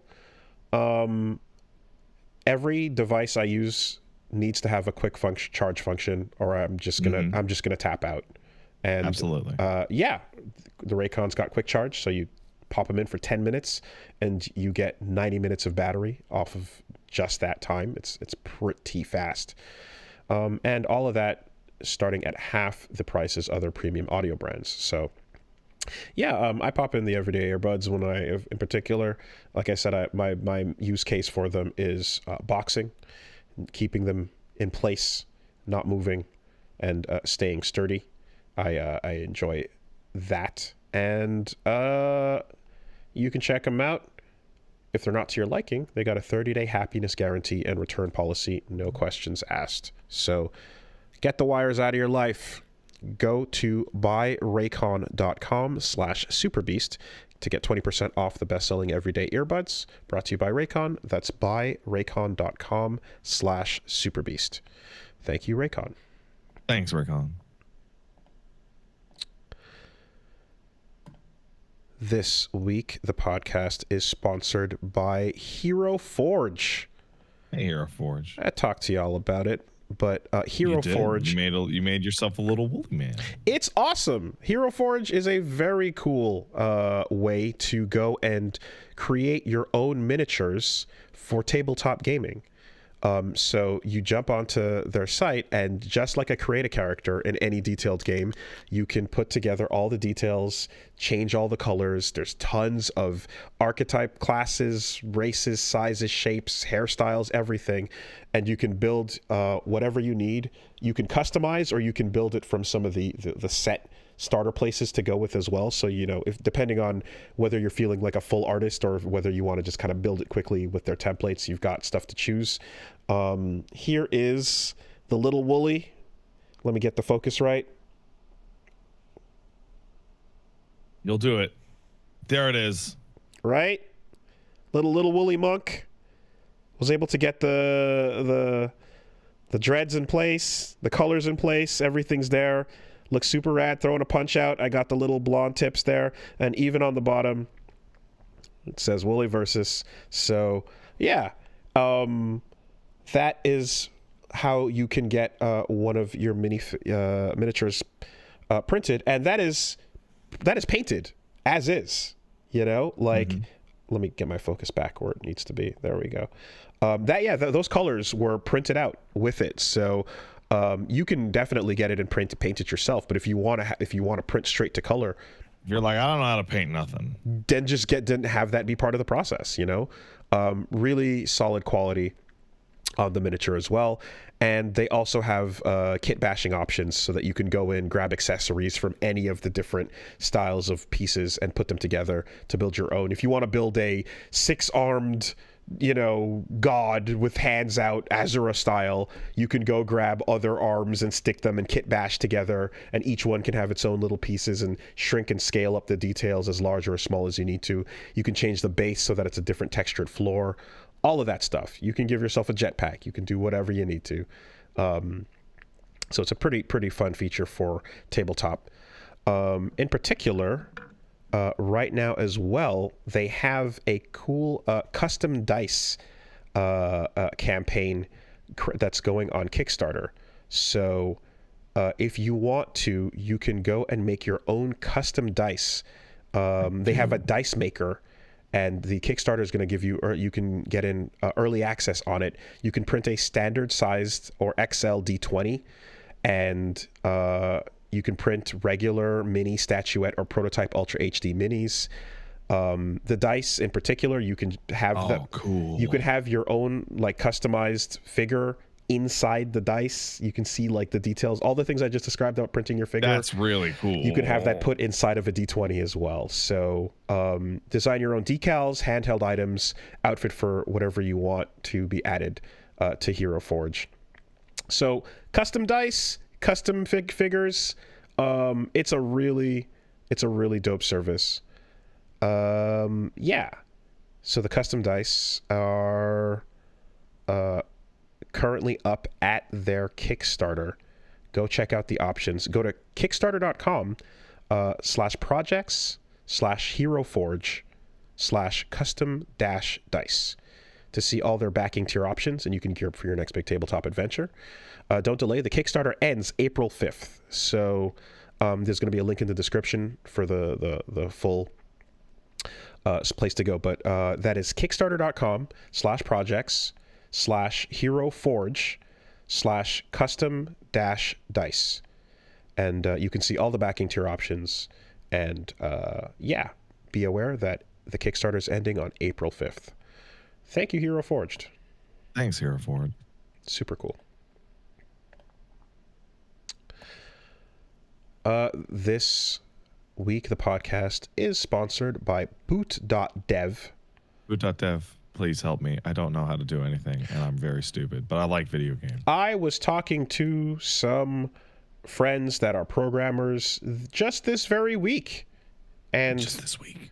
Talking to them about the industry and jobs and how this whole thing goes. And it's tricky out there. It's rough. If you want to, if you want to get into the industry and you want to learn how to program, you've got to overcome some very difficult hurdles, and your own learning might be one of them. If you want to learn Python and Go, there's a lot of good jobs you can get, including your own. You can make your own projects. You can work a lot of places learning how to program. According to Stack Overflow, the median salary for a backend developer in the U.S. In 2023 was over $100,000. So, I mean, that is a decent wage. Now, if you are like me, however, attempting to teach yourself to program has failed horribly, miserably, because reading a thick textbook and your attention span are just not going to gel well together. Boot.dev is a gamified way to learn how to program. Every time you jump on, your lessons are formatted like an RPG. You're going through levels, you're unlocking achievements, you're completing quests and getting experience points. There's a global leaderboard to check who's performing the best. There's lore, there's boss fights, there's raid bosses where you all collectively are damaging the current boss of the arc, and the chapters and the story continue forward. Very cool, and as you go through each coding challenge, you can program the results and then run it, see if you successfully complete the challenge and move forward. They've also got a guest mode where all content is free to read. So, if you're a student and you are, on a tight budget, they want to make sure you're getting your money's worth. So you get a 30-day no questions asked refund policy and a free demo of every course with all its interactive features. A paid membership will then unlock interactive features like hands-on coding, progress tracking, and game elements. So, they've also got a Discord community with lots of people in there to help you if you ever get stuck. Very active. So gamify your ability to learn how to code and make it fun. I've had to find ways to gamify everything that I want to stick to in life, and it works. It works pretty well if you can enjoy it when you're doing it. As you go through lessons as well, you unlock a spell book with cheat sheets and links to other notes that you can review anytime. And go check them out. Go to boot.dev and use our code CastleSuperBeast to get 25% off your entire first year if you choose the annual plan. So that's boot.dev with the code CastleSuperBeast, and you'll get 25% off your entire first year if you choose the annual plan. Thank you, boot.dev. Thanks, boot.dev. And this week, the podcast is sponsored by Factor. In Factor, I'm hungry. I never eat a decent lunch before the podcast because I'm too lazy. Could you possibly help me? That's dumb. You should take care of your food when you need to have energy. But I'm so lazy. But to also have it be healthy and to also have it be good tasting, now you're asking too much. Or are you? Factor is chef-made gourmet meals that are dietitian approved and ready to eat in 2 minutes, so you can fuel up and feel great anytime, such as right before you start a podcast. You're talking about meals that are coming fully prepared and ready for if you've got an active, busy lifestyle. There's different dietary preferences as well, so no matter what you like to go with, you've got 40 options across all of them to pick from each week. Tailored to your goals. If you can go calorie smart, if you go protein plus, they've got keto as well. Results vary depending on diet and exercise, of course, but if you go with Factor Keto, I was doing keto for a while, and certainly that's very useful, especially if you've got the beatus like I do, and you gotta keep that sugar in check. Then anything that is keto friendly is going to be overall a solid way to go. Help you feel your best all day long with smoothies, breakfasts, grab-and-go snacks, and more add-ons as well. So, ready to go, healthy, good tasting. Get all three. It's crazy. You're supposed to usually only get 2 out of the 3 of the triangle of doom, but in this case, you can get them all. All 3. Eat smart with Factor. Get started at factormeals.com/factorpodcast.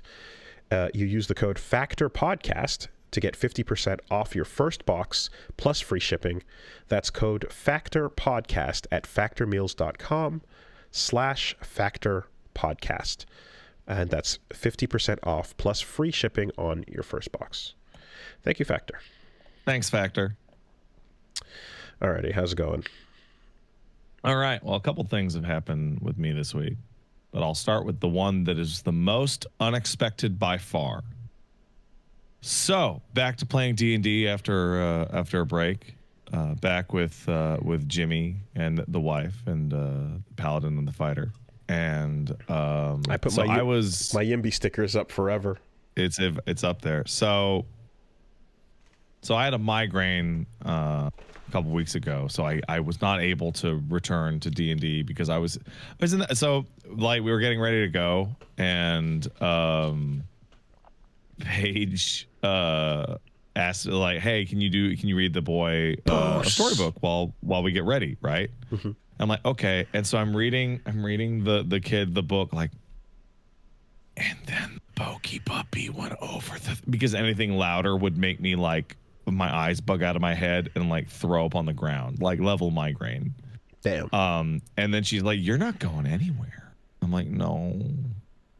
So Paige went by herself, and that what they did is they ballooned me, in which they just assumed my character was there. Yeah. Just wasn't talking. Yeah. And Paige is the obsessive note taker. Good DM should be able to do that.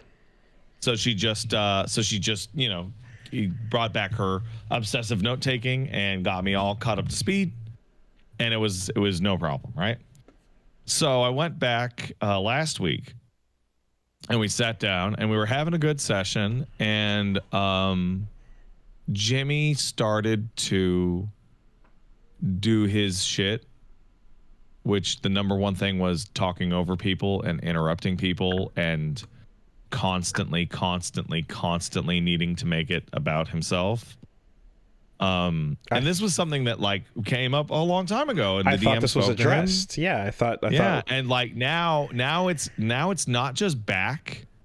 Now it's worse. Now it's actually worse than it was before, to the point of in character tantrums or whatever, were screaming at the table. And by screaming, I mean Paige and I are literally putting our hands over our ears because our ears hurt. Screaming. In character. In character. So it's in and It sounds like perhaps when they got a talking to, they were not getting what they wanted to out of these sessions. So here's the thing. When I wasn't there, it was actually a much better session. And the session before that I was there was a much better session. So don't know what the fuck happened at this one, but it was like much worse. Like, and so I walked away from that and I was talking to Paige and I'm like, I have one session left in me. We're coming up on like what essentially is like a first major encounter. And I'm like, I'm going to tell the DM to plan that if I want to hit the ripcord to just fucking kill my ass in this upcoming encounter. And I am going to just leave because I am like paying a babysitter so that I can go to play D&D and get mad and come home pissed off. Sidebar, do you know if anyone else is echoing these feelings at the time? Oh, I know Paige is. Okay. Because she's like, this fucking motherfucker. And, but haven't spoken to the paladin or the fighter about this. Mm-hmm. So I was like, all right. Get killed off in the early season. So ready to leave. I've put up with this for multiple months. Right. So I'll talk to the DM about setting up a possible ripcord. It's like, yeah, just kill my ass in this encounter. What if a helicopter comes and picks you up and lifts you out of the story and drops you in a new campaign? Yeah, maybe. Huh? And then this kind of puts Paige in a different awkward position because if she also wants to pull the ripcord, that's like 40% of the group. Right. And so that would essentially kill the group, right? But I'm like, I like at the very least, I'll just watch the baby on Tuesday nights, like whatever, right? And we're hemming and hawing, and we're discussing about like, what if we just be like, hey Jimmy, shut the fuck up the next time he goes off, just like in character, test the waters of, hey, can you just shut your fucking mouth, and see where we get with that. And as we are discussing this, and I'm streaming late one night, Paige texts me, Jimmy left the D&D campaign on his own. Huh. Out of nowhere, no warning, just peace out, bye. Huh. And we're like, what the fuck? Turns out... What happened? Jimmy was really unhappy with how we were running the game. So for context, let's go back to session 0, right? In session 0, the part of session 0 is everybody puts forth what they want to do and what they're cool with and what they're not cool with, right? Me, the paladin, Paige, and the fighter, and the DM all went, we're good with anything. Don't give a shit. Whatever. Jimmy then makes the completely reasonable request that he's good with almost everything, but he's not a big fan of graphic depictions of gore in D&D and graphic depictions of like sex in D&D because he thinks that's like weird at the table. Okay, right? Sure. And we all went, yeah, okay. That's no problem. Yeah. Absolutely no problem. And not an issue. I'm afraid of the relevance here. Okay. So no, we'll get there. Don't worry about it. And for context, I want to put out that this is the same session 0 in which I said my only request for this entire game is that I play a unique class. And everyone went, okay. And Jimmy lied about his class, lied about his race, and showed up with pre-rolled stats. Yep. Which is, come on, right? Come on. So we go forth, and I mentioned that the paladin is like a really the guy playing the paladin super chill, but he's playing the paladin as super aggro and is hitting on every single female character that we encounter and constantly making like sex jokes. Okay. And when Jimmy brought to attention, I really don't like his behavior, making me so uncomfortable, the DM was like, that is not a depiction of graphic sex or gore. You agreed that this was all fine, and we've done like 15 sessions in which you haven't had a problem. Is it just that he's basically just being like a playboy kind of character? He's basically like, hey, girl. Yeah. Okay, sure. Holler at me. Come on. Let's have a baby. Let's get pregnant. Yeah. Okay. And so, yeah, that's it. That was the tipping point. All right. Gone. Poof. So. And not an invisible detection of the fact that y'all were getting fed up. No. So you would think that me and Paige going at like being interrupted like 5 times in a row. But the ability Paige to detect that get interrupted 5 times in a row on one sentence. And you know what Paige looks like when she gets interrupted. You would have to be fucking oblivious to fucking like miss that shit. But the person who's unaware of how much they're doing that does not have the detector to notice what other people are doing, right? The skills that cause the interruption are also the lack of detection for the room, you know? That's pretty incredible. That's ultimately very fortunate that everything wrapped itself up in a nice little bow. I'm now super excited to play D&D again. But like the idea that like everything calmed down and then came back around and you were like on that final week, like, yeah, okay. Like right before right before I probably crashed the campaign by leaving, Jimmy left and everyone's like, yeah, let's keep going. And I know this is, I know you know, but like obviously as someone who's like you haven't really done any tabletopping or D&Ding before, like, you know, everyone who has wants you to have a nice experience with this so you can see how fun it can be. Absolutely. But you definitely are aware that like this type of experience is extremely atypical. And actually, I totally disagree. This experience is bordering universal over time. I've spoken to a lot of tabletop nerds, and they have been like, you will encounter this. Okay. Let me correct. Though the vibes are rancid. Yes. And I played with friends and people that I knew, or at worst were acquaintances of people that I knew. I have not done blind stranger campaigns. Yeah. Well, we know the DM, but that's mainly the only point of contact. I can't speak towards joining an anonymous group of strangers. I can only speak towards playing with people that you know and friends of friends, you know, a couple degrees of separation, and you're at the very least like, okay, you know, you pass muster, everyone here is kind of chill. So that just kind of like magically worked itself out, though there is 2 points of annoyance for me. Sorry, last thought on that is I feel like it might be the difference between solo queuing and queuing with friends in Discord. It's kind of like that, right? There's 2 points of annoyance here. That, I mean, this is overall like a massive positive. Point of annoyance 1 is it's one of those things where like when the person who is driving you completely insane with their bad behavior goes, I can't handle you guys.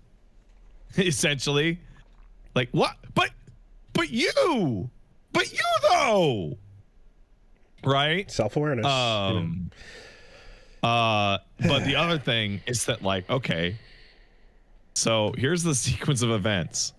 I want to make a warlock, and I build out my character out to 5 levels, and I'm like super excited to play a warlock. Jimmy lies about what his class is and then does the exact same warlock with the exact same spells.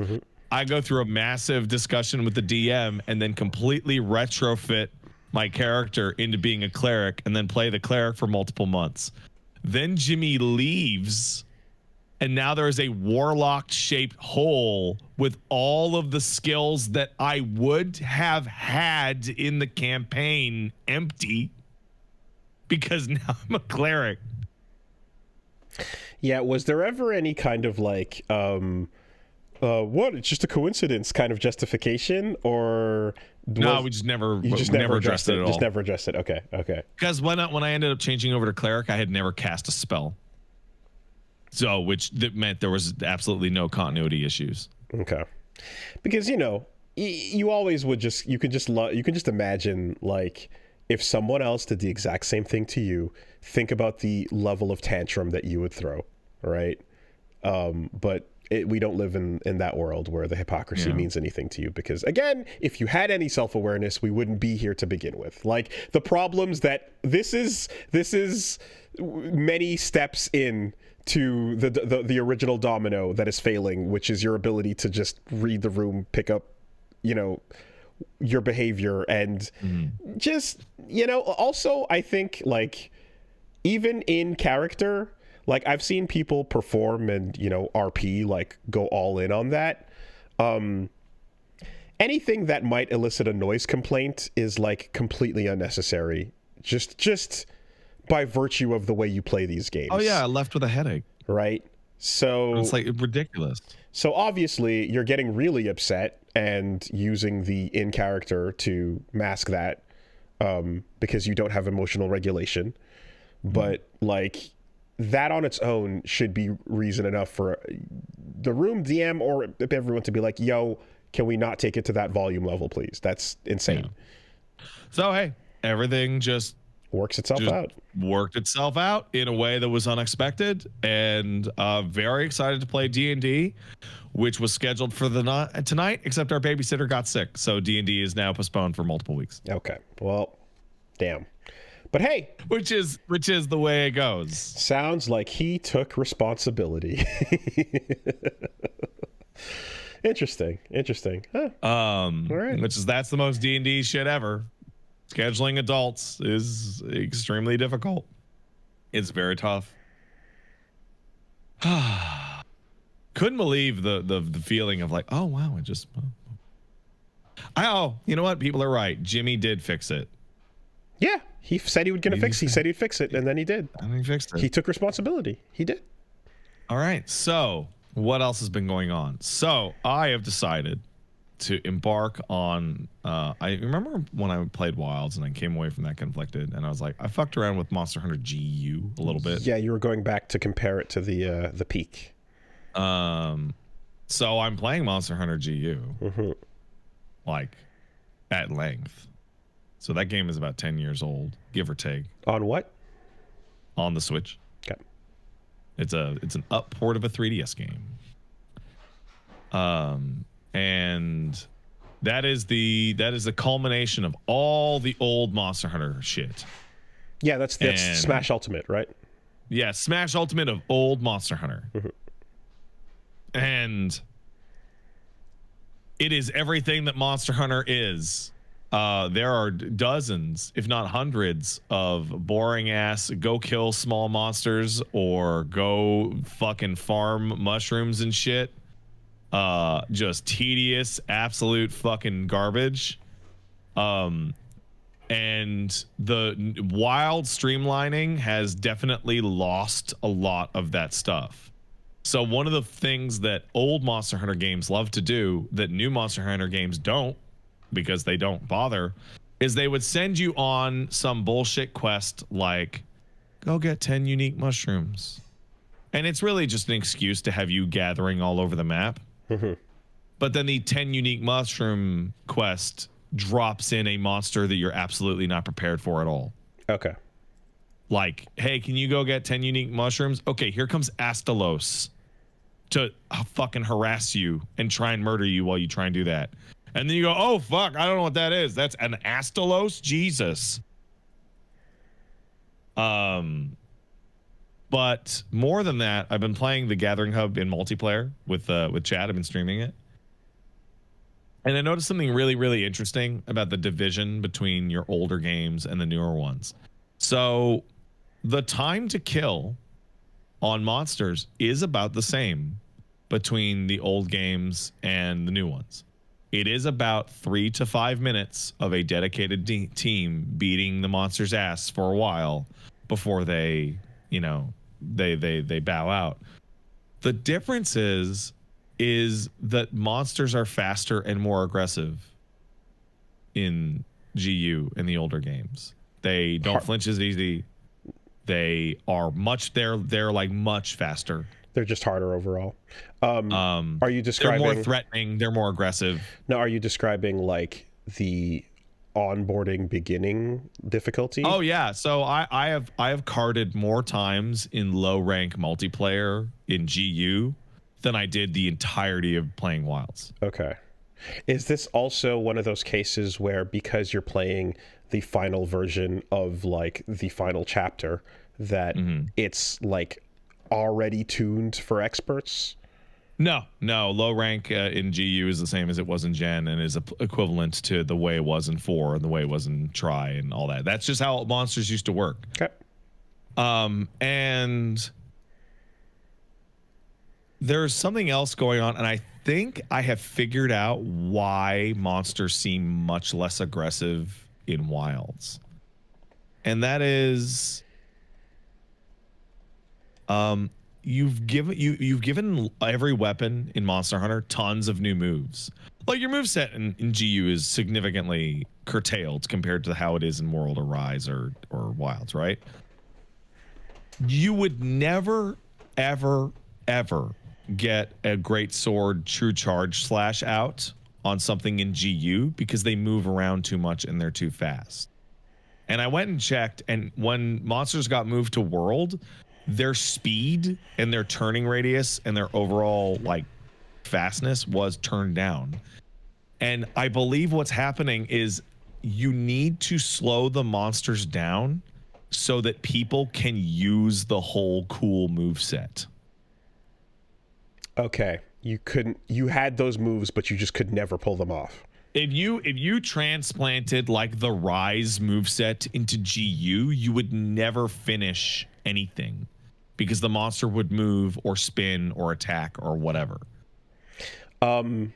Is any part of this also like DMC4 had guard flying, type of thing? It absolutely is. Right. So in GU, they added all these styles. And one of those styles is called Valor style, and it is the basis for all of the world movesets. So like it has lots of parrying and lots of like shrug off type of mechanics.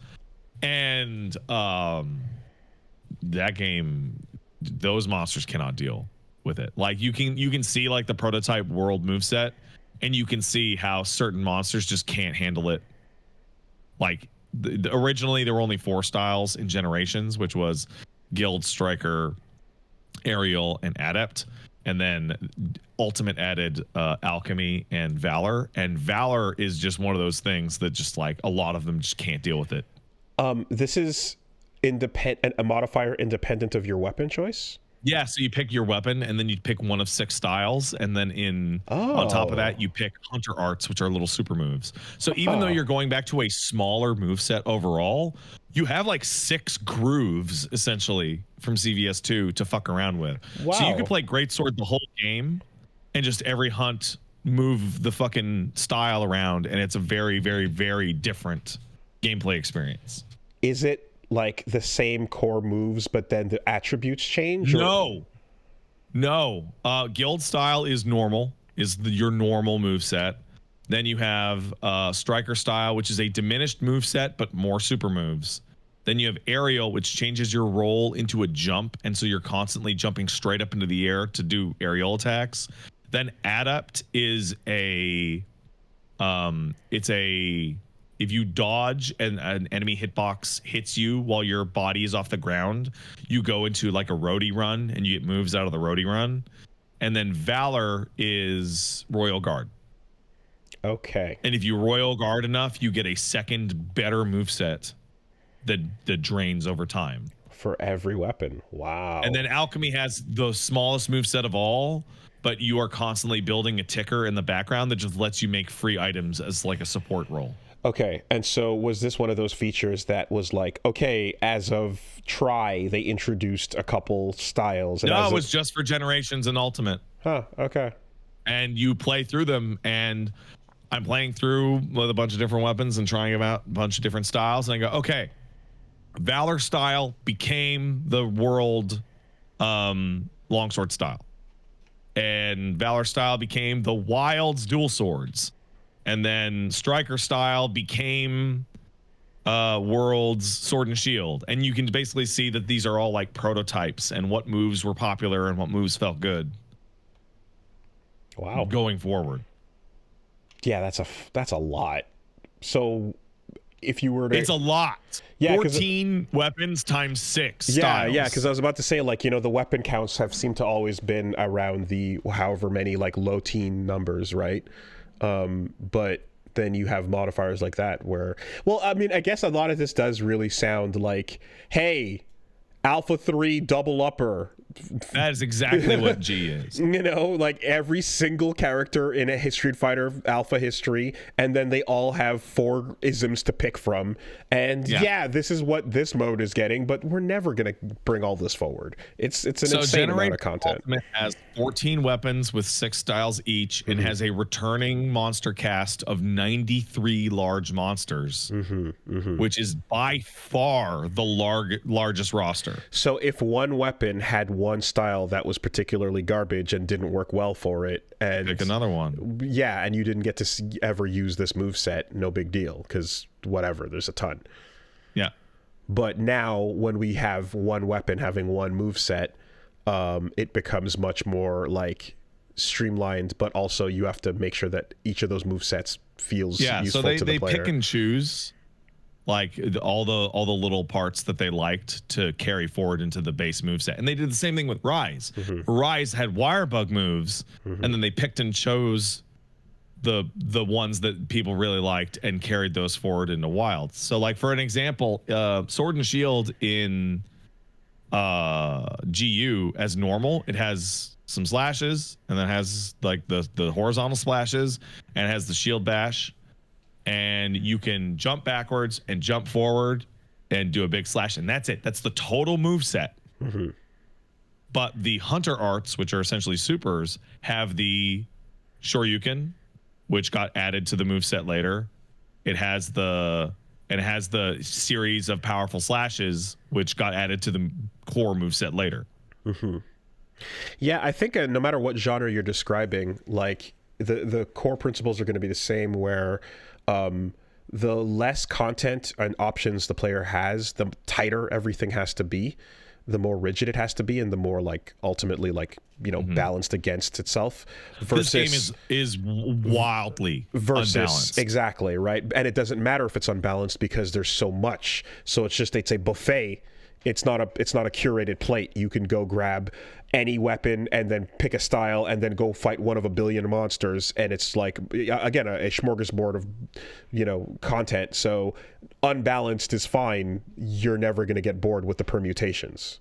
And so GU also has so by the way, GU's on sale right now. It's like 75% off on Switch, so that's cool. But since GU is an old style Monster Hunter game and doesn't give a fuck about onboarding you, low rank is a real game, and high rank is more real game, and G rank is more real game. So it's 93 monsters across 3 difficulty modes for something like 250-ish like fights of value, plus all the event quests like turning your Palico into Isabel and all sorts of stupid shit. It is the Marvel vs. Capcom 2 of Monster Hunter. Yeah, different game. It is just bursting with shit. It's ridiculous. And it's great. I thought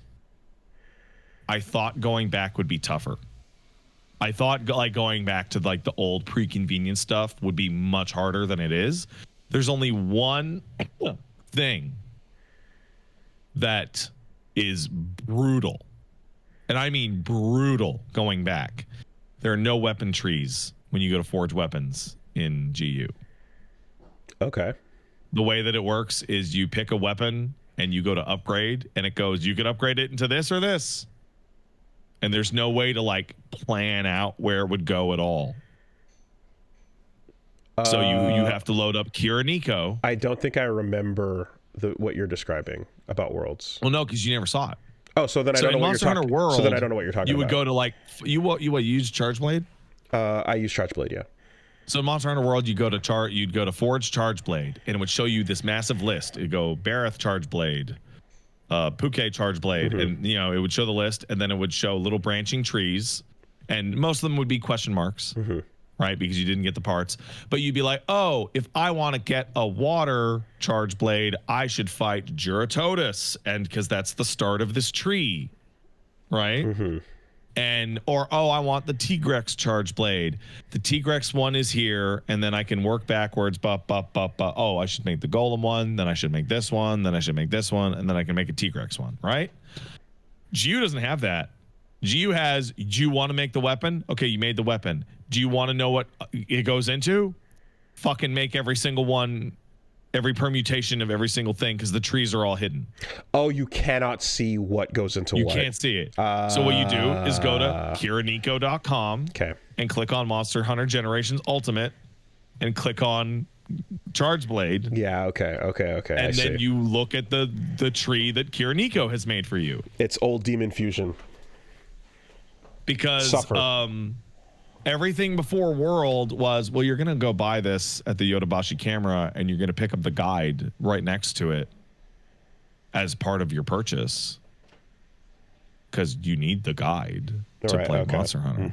And World, one of the things they westernized was like to decrease the necessity of using a guide by actually putting some of that information in the game. I'm curious what the onboard kind of looks like, going backwards to the pre-GU games and stuff. Because what onboard? Well, that's the question, right? Because there's a clear reset in the franchise, and here we're starting over. Everybody, great time to get into this new thing that is, like a completely different direction. And yeah, like, what does the onboarding look like for Ultra Street Fighter 4 as opposed to now with 6 World Tour, Modern Mode, etc., there's always these... Generations U is really built like, you know what to do, get in there. You know how it works. Fucking do it. Like, so it's not surprising how things turned out the way they did. Ultimately, like, companies do always kind of have this, not always, but tend to have this, like, the franchise has become like highly specialized for experts, and people that want to get in either already have or have a buddy that can explain it to them, but somebody who wants to jump into the party with no guidance has no hips to grab onto. So 4U had onboarding. 4U had a tutorial quest and like an introduction and an opening cutscene and all sorts of shit. When you start Generations Ultimate, you hit start and you finish your character creator, and it just drops you into the village and says, go fucking do a quest now. Okay. It has the least setup of any game ever in the Monster Hunter franchise. There's no setup at all. And then you walk over to the quest counter, and the first 7 quests are pick berries and capture bugs. Okay. And you fight the first monster in your 2-star quest after like 5 hours of learning how to fucking pick berries. So the onboarding in that game is get materials, get items, figure out the controls. Now maybe fight something. And that was the era of, dude, just power through. Just power through. Once you get to 10 hours and you're fighting lots of monsters every time, it's fucking peak. And that's true. That is true. But it took me just as long to fight a low rank Rathalos in GU from nothing as it did for me to beat the final boss in Wilds' campaign. It took you just as long. It took about 15 hours to go from nothing to Rathalos as it did for me to beat the entirety of Wilds' campaign. Okay. But when you did start the fights, you're also saying the fight lengths themselves in multiplayer lasted about the same. Yeah. But they were just harder. Yeah, the thing with the monsters are much more aggressive. The other thing is that I spent like an entire stream with chat trying to get parts for Nargacuga armor. Whole fucking stream. Just like wouldn't drop any cut wings. Wouldn't drop a goddamn fucking cut wing over and over and over and over and over. Wouldn't drop it. So just kept doing it. Took, I don't know, like 10 hunts. Meanwhile, when I was playing Wilds, I was making full sets out of like 3 hunts. So like part of the whole reason people play Monster Hunter is I would like to fight a bunch of monsters and grind out a set and get really good at fighting Nargacuga or Yangaruga or Rathalos or Diabolos or whatever. And when I was playing through the low rank in Wilds, I just didn't have to do that because I got all the materials so fast. I guess the whole time comparison thing was like the new monsters are easier, but they have more life. I guess they do have more life. I don't think they have enough because it feels like in the older games, it felt like there's a back and forth between the monster and you. Like the monster is going to do its things and you have to dodge them and you have to sneak in like your bullshit on it. And then if it flinches, you get free reign to do what you want for 5 seconds.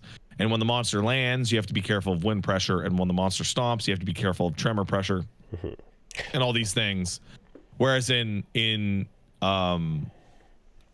like Wilds, I felt like I'm bullying the monster and the monster is fighting back against me. But you also, right. And so, but at high rank in the new game, like it gets hard again and it does, the challenges comes back. But like I would say people in the chat were noticing that I fought something called a Yangaruga, a Yankaku. I remember that. And the egg holder. It was more aggressive in the low rank 2-star quest in GU than it is in high rank in Wilds. Like the monsters are more aggressive, and they're a little less aggressive in World, and they're a little more aggressive in Rise, and they're much less aggressive in Wilds. It's kind of a ping pong between the hyper games. Okay.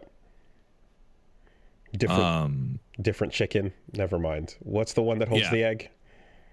That's Kulu Yaku. Kulu Yaku. That's it. You said he's cool. Yankaku. Yeah. Okay. He's cool. I like him. I tried. It's tough, but the Gojo long and short of it fights Jogo. The long and short of it is that GU is fucking awesome, and it's totally viable to play now. You just need like a couple of tips, and for early quests, you need to know the key quests so you don't waste your time. Absolutely, still incredible game. Still great. I still miss the sound effect you get when you pick up items. Like all the new games don't have it. I love it. It's a great sound effect. And I also found out doing this that there is a community patch for Iceborne. I did not know that people were so unhappy with parts of World's Iceborne expansion that they decided to rebalance it themselves. And that thing is called the Iceborne Community Enhancement Patch, and I'm going to try that out when I'm done with this because that looks great. Okay, cool. Now the most important question to me is how cool is that game's version of Proof of a Hero? Oh, they're all cool, man. Okay. They're all great. Because as someone who's not into the franchise, I've grown to really like that song because of Marvel. I'll tell you what, though. When you fight the final boss in Wilds, Proof of a Hero doesn't play. And I disagree with that. I see. I don't think that's good.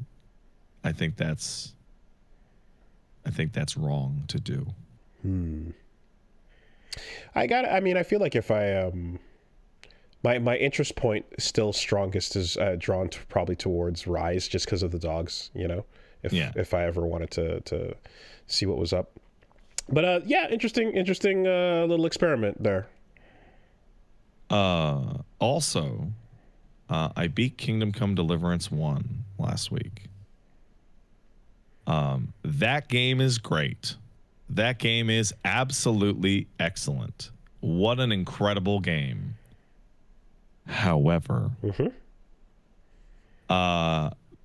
you start to notice around the 60-70% mark in KCD1 that it looks like that picture of a horse that is super detailed on one side and then starts to get more stick figure-y as you go. Game of Thrones season 5. No. So yeah. The game's main quest is really quite excellent. And then you get to the monastery, and there's a quest you have to infiltrate a Benedictine monastery and assassinate somebody inside it so you can ingratiate yourself to some thieves. And the game starts to rapidly fall to pieces as soon as you start this quest. You go through a lengthy initiate thing where you become a novice at the monastery, and then you're trying to find out which of the other novices is the guy you're looking for, and then you have a guy show you off to every single room and be like, this is where we pray, this is where we eat, and you can't talk while we're eating.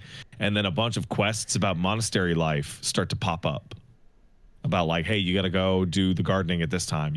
And you're supposed to be living the monastery life and doing all these little quests while talking to everybody and trying to figure out who's the new novice that who's actually a thief in his prior life, and what are you going to do with him? Are you going to kill him or try and get him out?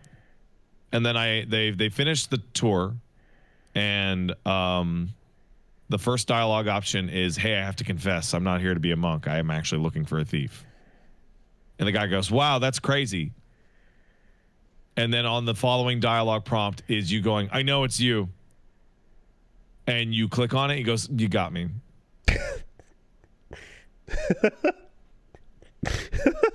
And you auto fail like 15 quests.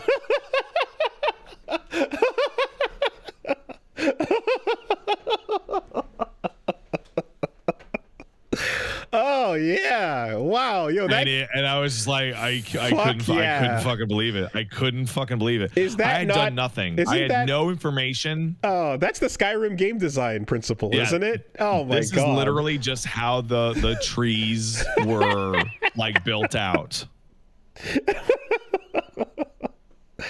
So what you're supposed to do is leave that conversation, yes, and then go through everybody, and then eventually figure out it's him, and then use that dialogue. But it's there right away, and it's the person. It's right there right away in the first conversation, and it's the guy who's teaching you. Wow, Jesus Christ! So I killed him, and then I walked out the door next to him, which leads to the courtyard, and I left, and I did the quest. Okay, and then wait. And then for multiple hours after it, I was getting quest updates for the monastery life quests that failed running in the background according to the time of day they were happening. Okay. So this is a really interesting case where game design can fail or rule based on perspective and how you make the player feel about the same thing. If what you just described came across the same way as, yo, Saren, blow your fucking brains out, you piece of shit. Right. That would have been awesome, right? If you made it feel like you cut through the bullshit because your character has all the right info and you built up to this amazing foil, and then you got rewarded for crushing it that hard. And yes, you didn't get to do all these, but instead we made it feel real good because you've earned this awesome instant shutdown of a mission. Totally. You can make that moment great. You can make it feel super good.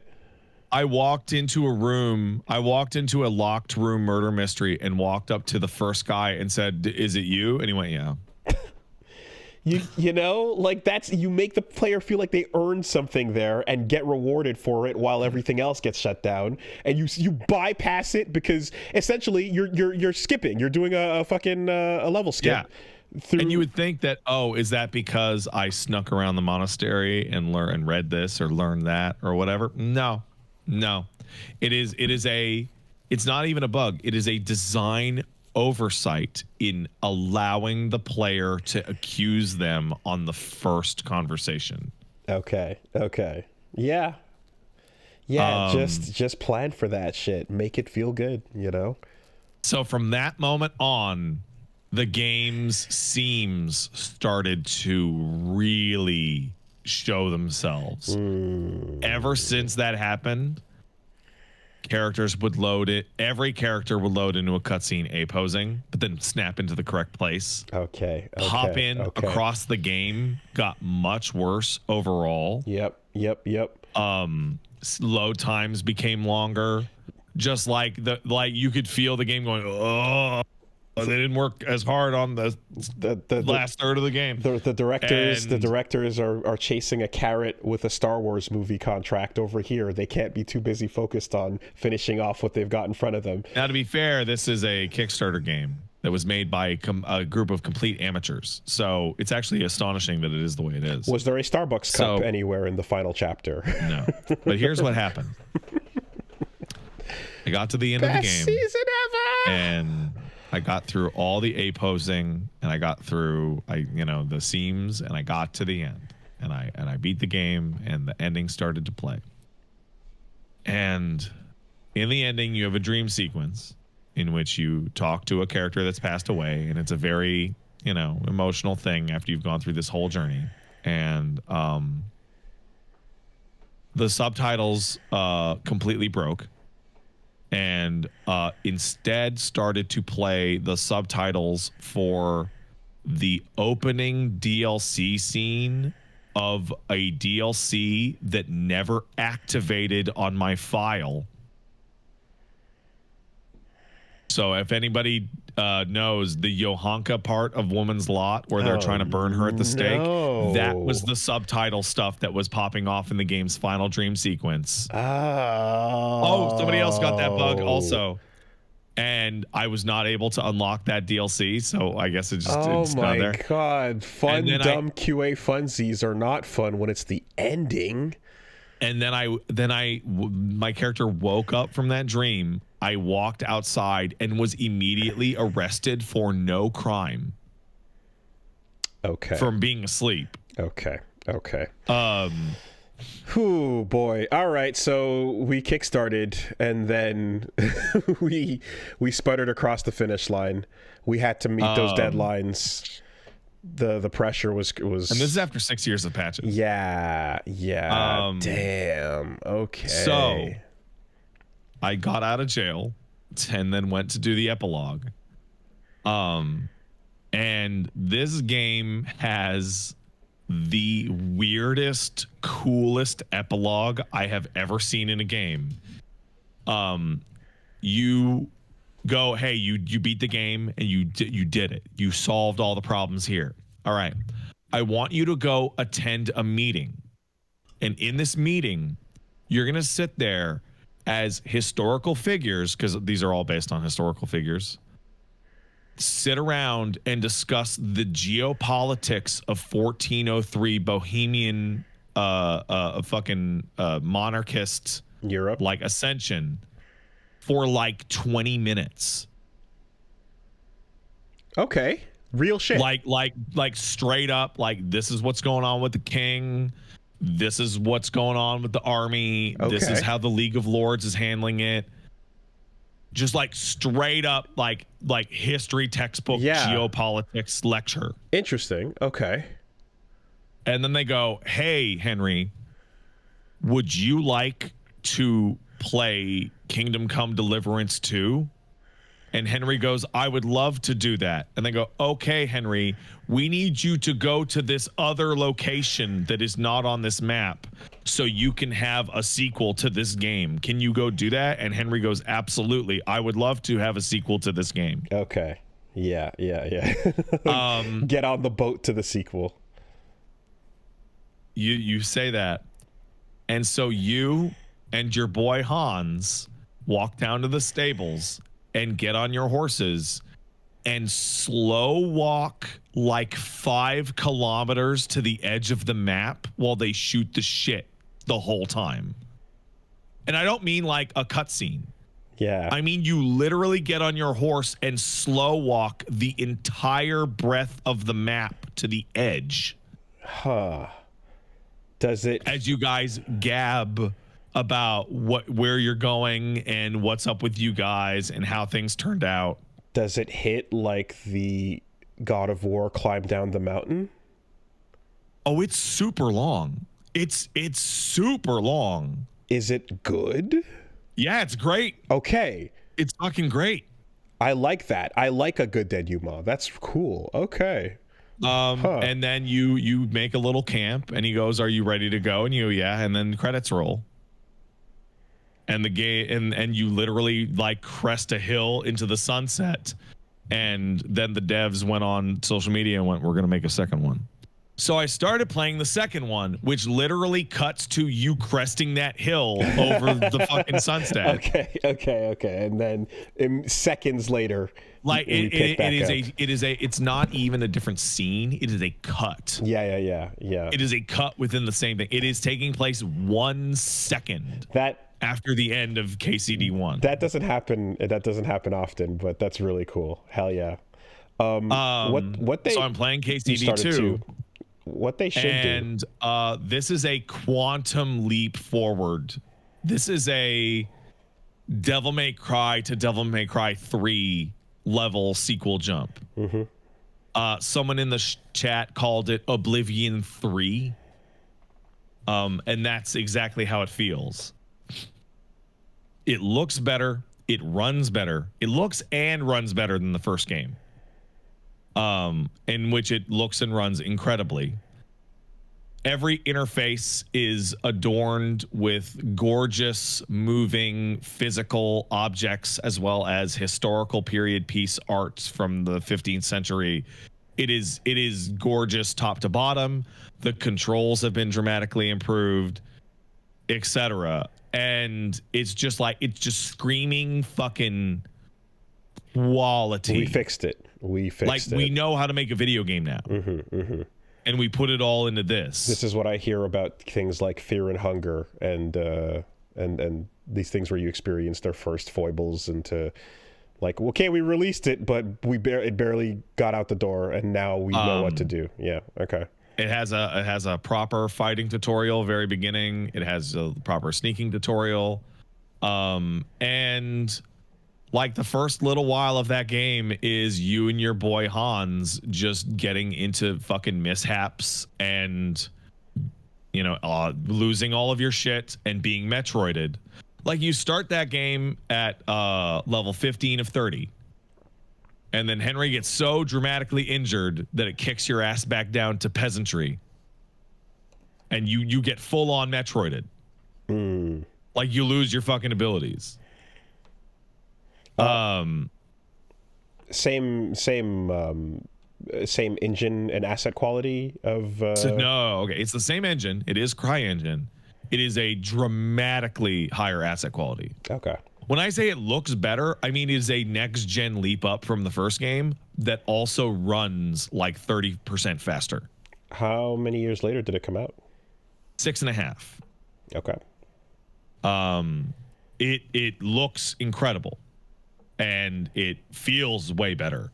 And because they knew that almost nobody was going to go back and play the first game, the beginning hours result in Henry getting injured horribly to get Metroided. But also, as you're injured and stumbling around, you have vivid hallucinations of every major event from Kingdom Come Deliverance 1. And then you sit down with your boy Hans and go, hey, remember all that shit that happened in Kingdom Come Deliverance 1? And he goes, yeah, this is what happened in Kingdom Come Deliverance 1. In case you're starting at 2. So yeah, you can totally start at 2. It's not a problem. It's no issue. Okay. Well, and right away, the game is just bleeding quality all over the place. It teaches you how to do alchemy, which is important because that's the only way to create save points. You have to make yourself potions. The alchemy minigame in this is improved, but it's also super involved. It is in first person, so you are like you're grabbing herbs and throwing them into a cauldron via player action, and then having to force the boil, and then you're using an hourglass to time how long you're boiling it. Like it's super in-depth, really cool alchemy system. Were those visions you're describing like straight up meant to be like, watch these, don't play the first one? Yes, absolutely. Okay, so they even show you like cutscenes from the first game with a really strong like blood filter on them to obfuscate the fact that they look terrible. Okay, so literally, hey, Zone of the Enders, who the fuck is Leo? Shut up and watch this. Okay, cool, got it. Like if you're playing KCD1 and you're enjoying KCD1 by absolutely all measures, just keep playing KCD1. But there's absolutely no reason for you to feel like you have to play the first one to play the second one. Well, I think what they should catch you right up.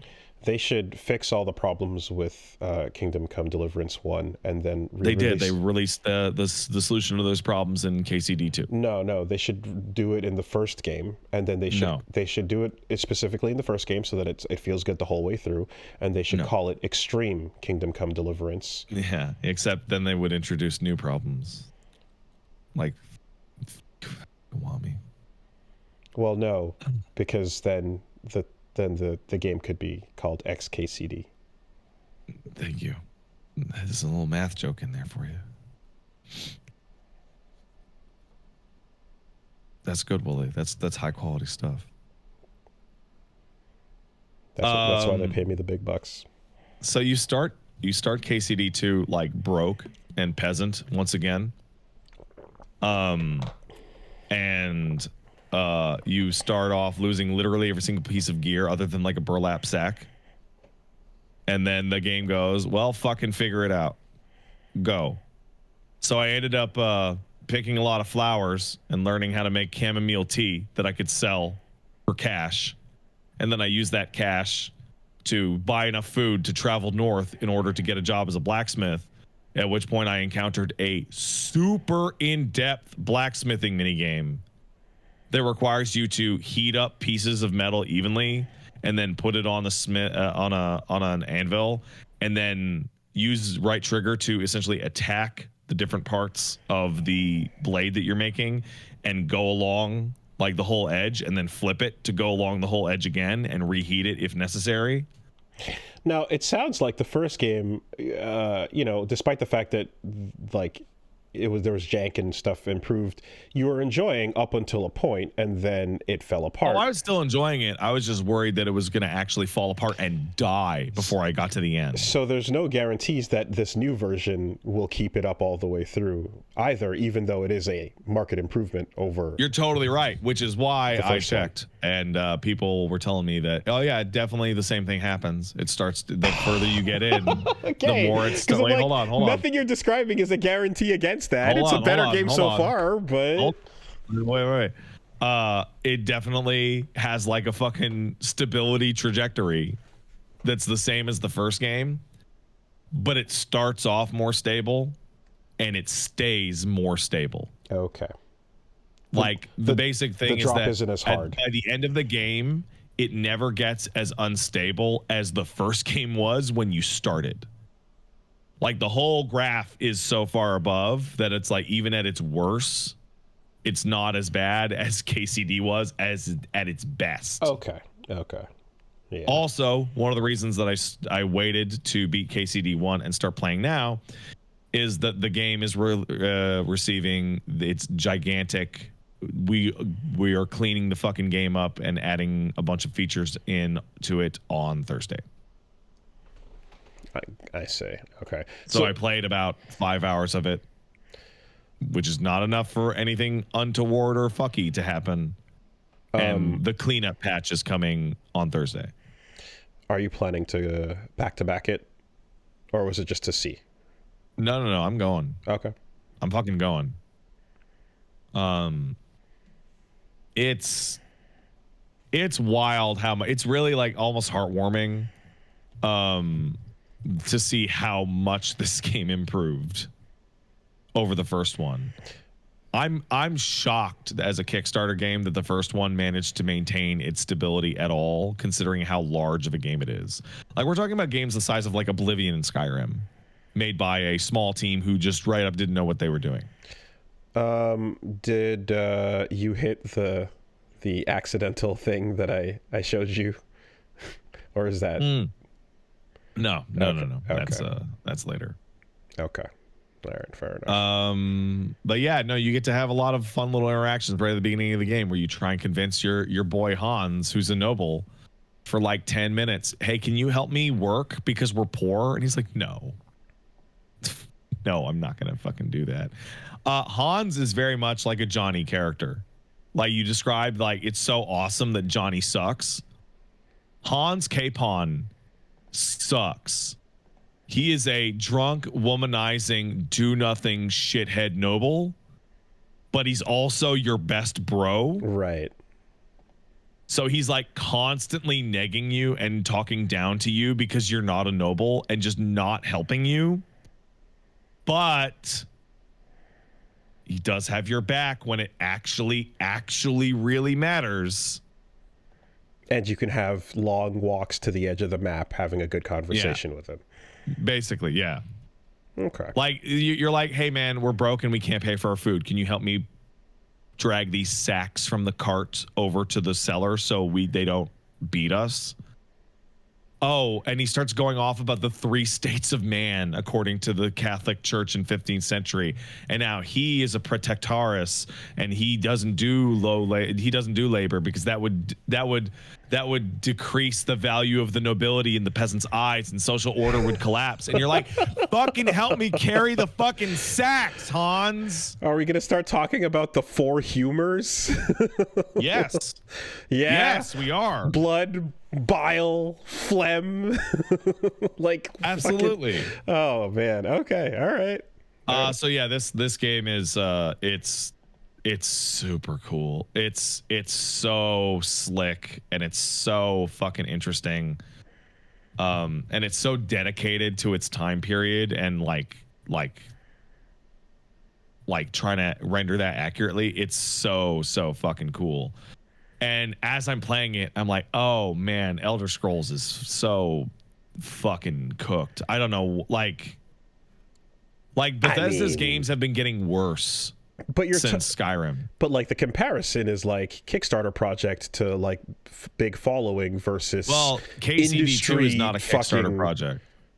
Okay. KCD2 is a proper game made with proper resources. But I guess my impression from the outside has been that like a Elder Scrolls release is an industry event, and absolutely, I don't know that Kingdom Come is that. It sold a couple million copies within a day. It is that game. It is absolutely like big money deal. And it feels like its history as the first game being a Kickstarter game is immaterial. This is a proper big gigantic super wide RPG with tons of mechanical depth. I think so this is going to sound hyperbolic. I think its most direct comparison in terms of scope and shocking quality is probably Baldur's Gate. That's what I was kind of imagining as the most recent Western RPG. Like, not from a team that you expected to do the biggest, coolest RPG, but it's like gorgeous, plays well, super interesting, mechanically fascinating, etc. Okay, cool. Well, pardon me. So if you want to try it, you can try it. Well, so actually what I was going to say is like this is also with like having just talked about Avowed, right? Oh, what? You just took a look at Avowed not too long ago. And I mean, Man, who even cares? I was gonna say that. Are we even holding a candle anymore? No, absolutely not. like yeah. KCD2 has absolutely eaten Avowed's lunch 100 times over. Okay. And it's interesting because like Kingdom Come is so mundane and what you would call boring because it takes place in a realistic, like, old setting, and Avowed takes place in a fantastical one. But the actual mechanical interaction with the game is so much more interesting in KCD2 than it is in Avowed. Wait a minute. When did Kingdom Come 2 come out? 2? It was a couple of weeks ago.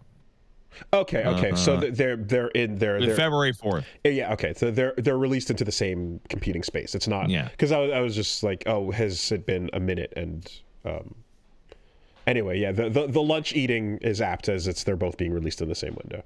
Yeah. I would like to point out.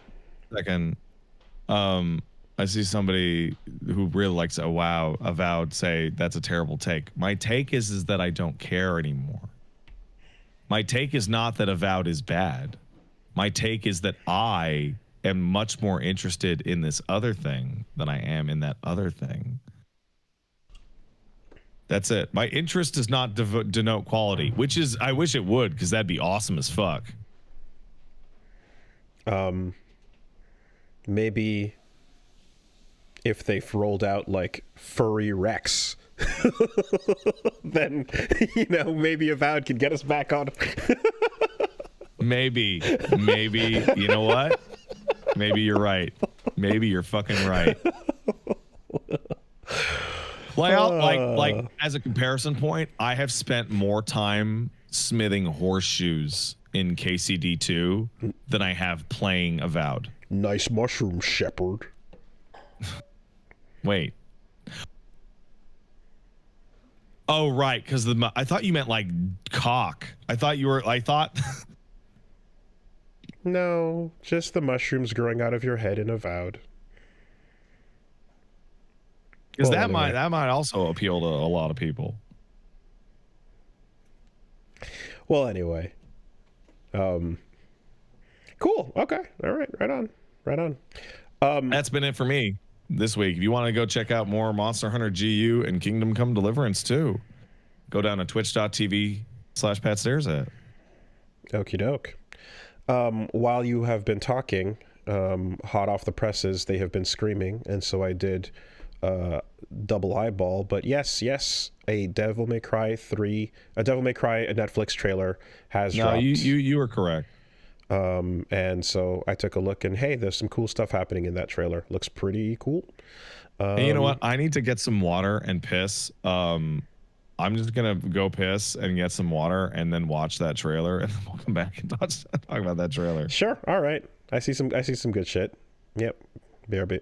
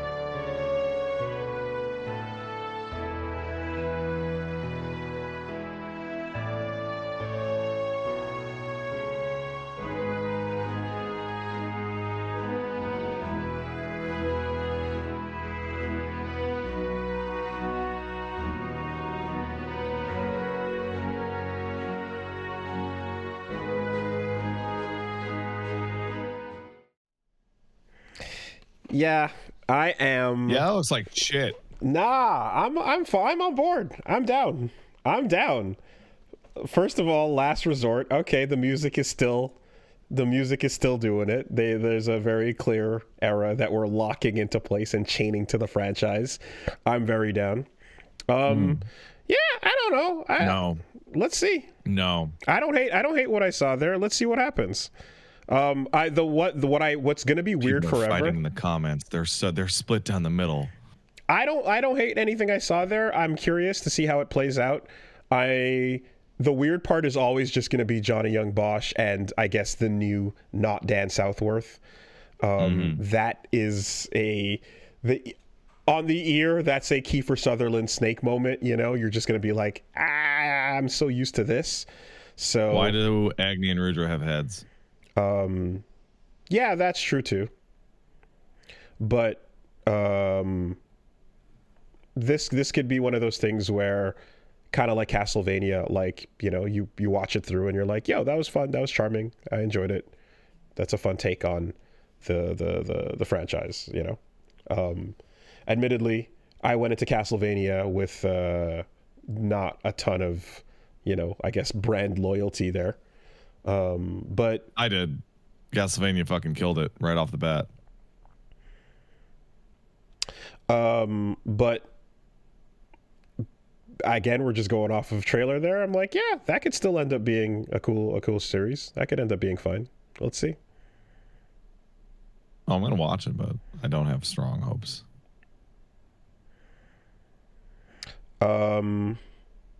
I think there's always worry about an adaptation for sure when the thing like Devil May Cry, where you're like, it's so you know, it's so loose and people are here for it, like the depth and the shallowness are forever an argument as to like what it should be or what it ought to be, how seriously to take filling your dark soul with light. So I'm not too sure, but if it was a dumpster fire, I feel like I would have seen like a much clearer dumpster fire indication up to this point. But so far I'm like, okay, everything I've seen is like, for me, Agni and Rudra looking at Dante and going, he's so cool, while they then cut to a terrible 3D model of Echidna just sitting on a truck bed, was like, maybe he rips their heads off and then the swords are there and then they're headless and they fight for a minute. Just spilled water all over my pants. Maybe he has to decapitate them and hold their sword heads before they become the headless versions of themselves. Who knows? I don't know. Anyway, yeah, I'm optimistic. We'll see. I didn't piss my pants. I dropped water on them. That's different. I just want everyone to know. It's very different. The water came from this bee cup. The cup with the bee on it. Foolishness, Pat. Foolishness. Yeah, maybe. Speaking of pissing and shitting and rancid vibes. What's going on with Ubisoft? Well, let's detour past the thing I forgot to mention at the end of your Monster Hunter chat. But the Monster Hunter modding community needs to chill the fuck out. Oh, you don't even know, dude. You don't even know. You don't even know. To chill you don't even know. The fuck out. Nah, bro. I'm. Oh boy. I just saw one bit and I'm like, word. You saw the Congalala thing, huh? What's Congalala? Is that the monkey? Yeah. Yeah, I saw the monkey with the replaced model, and.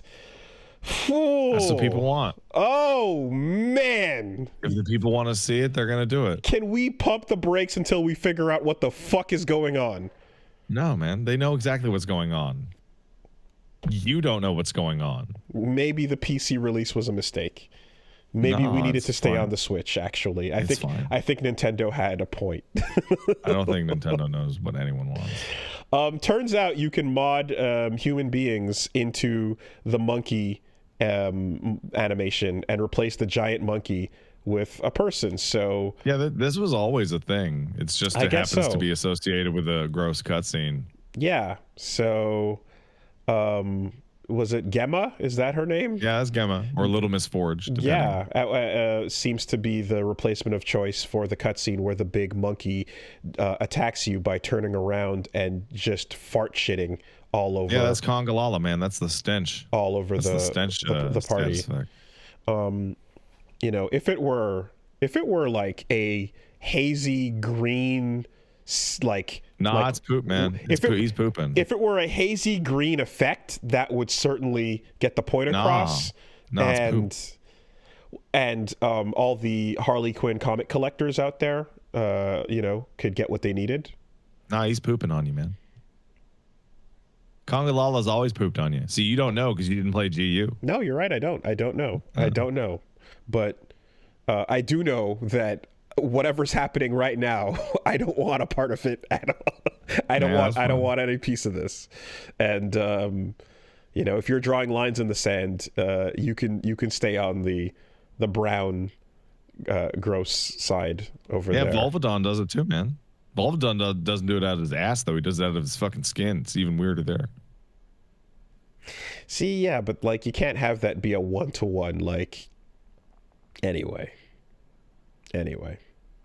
Monster Hunter monsters that inflict stench. Because it's just like there's Congalala, Volvidon, Emerald Congalala, and Forokuru, which I don't know what the fuck that is. What are you from? G Genuine. Go fuck yourself. That's not real. I'm imagining. I imagine that there are some snoofers out there who saw that and went, "That's further than even I wanted it to go." No, that you know that's because not true. Here's the key art for Emerald Congalala, by the way. Because let's see, what are we talking about here? Okay, yeah, for sure, big farts. He's blasting shits. Because there are snoofers who are like, you know, in the realm of feet and armpits and all of that. All green gases, you know? You're playing with fire here, man. And then there are those who are looking for the solids. And that is a cut above. And, hey, listen. And you can't pretend that it's not a cut above. Don't fuck on the doo-doo gang. They got no shame. No, none whatsoever. Right? You want fucking ultimate extreme GU? You want the ultimate generations? Yeah. that's your fucking, that's your G rank right there. That's your, oh, all right. Yeah. Damn. What happened to just green? Are you kidding me? What happened to just, whoa? It's not the same, dude. Dude, right. Congalala is from fucking Monster Hunter 2. He's been shitting in your mouth for years. Yeah, no, it's the modding, you see. It's the modding. Yeah, that's your problem.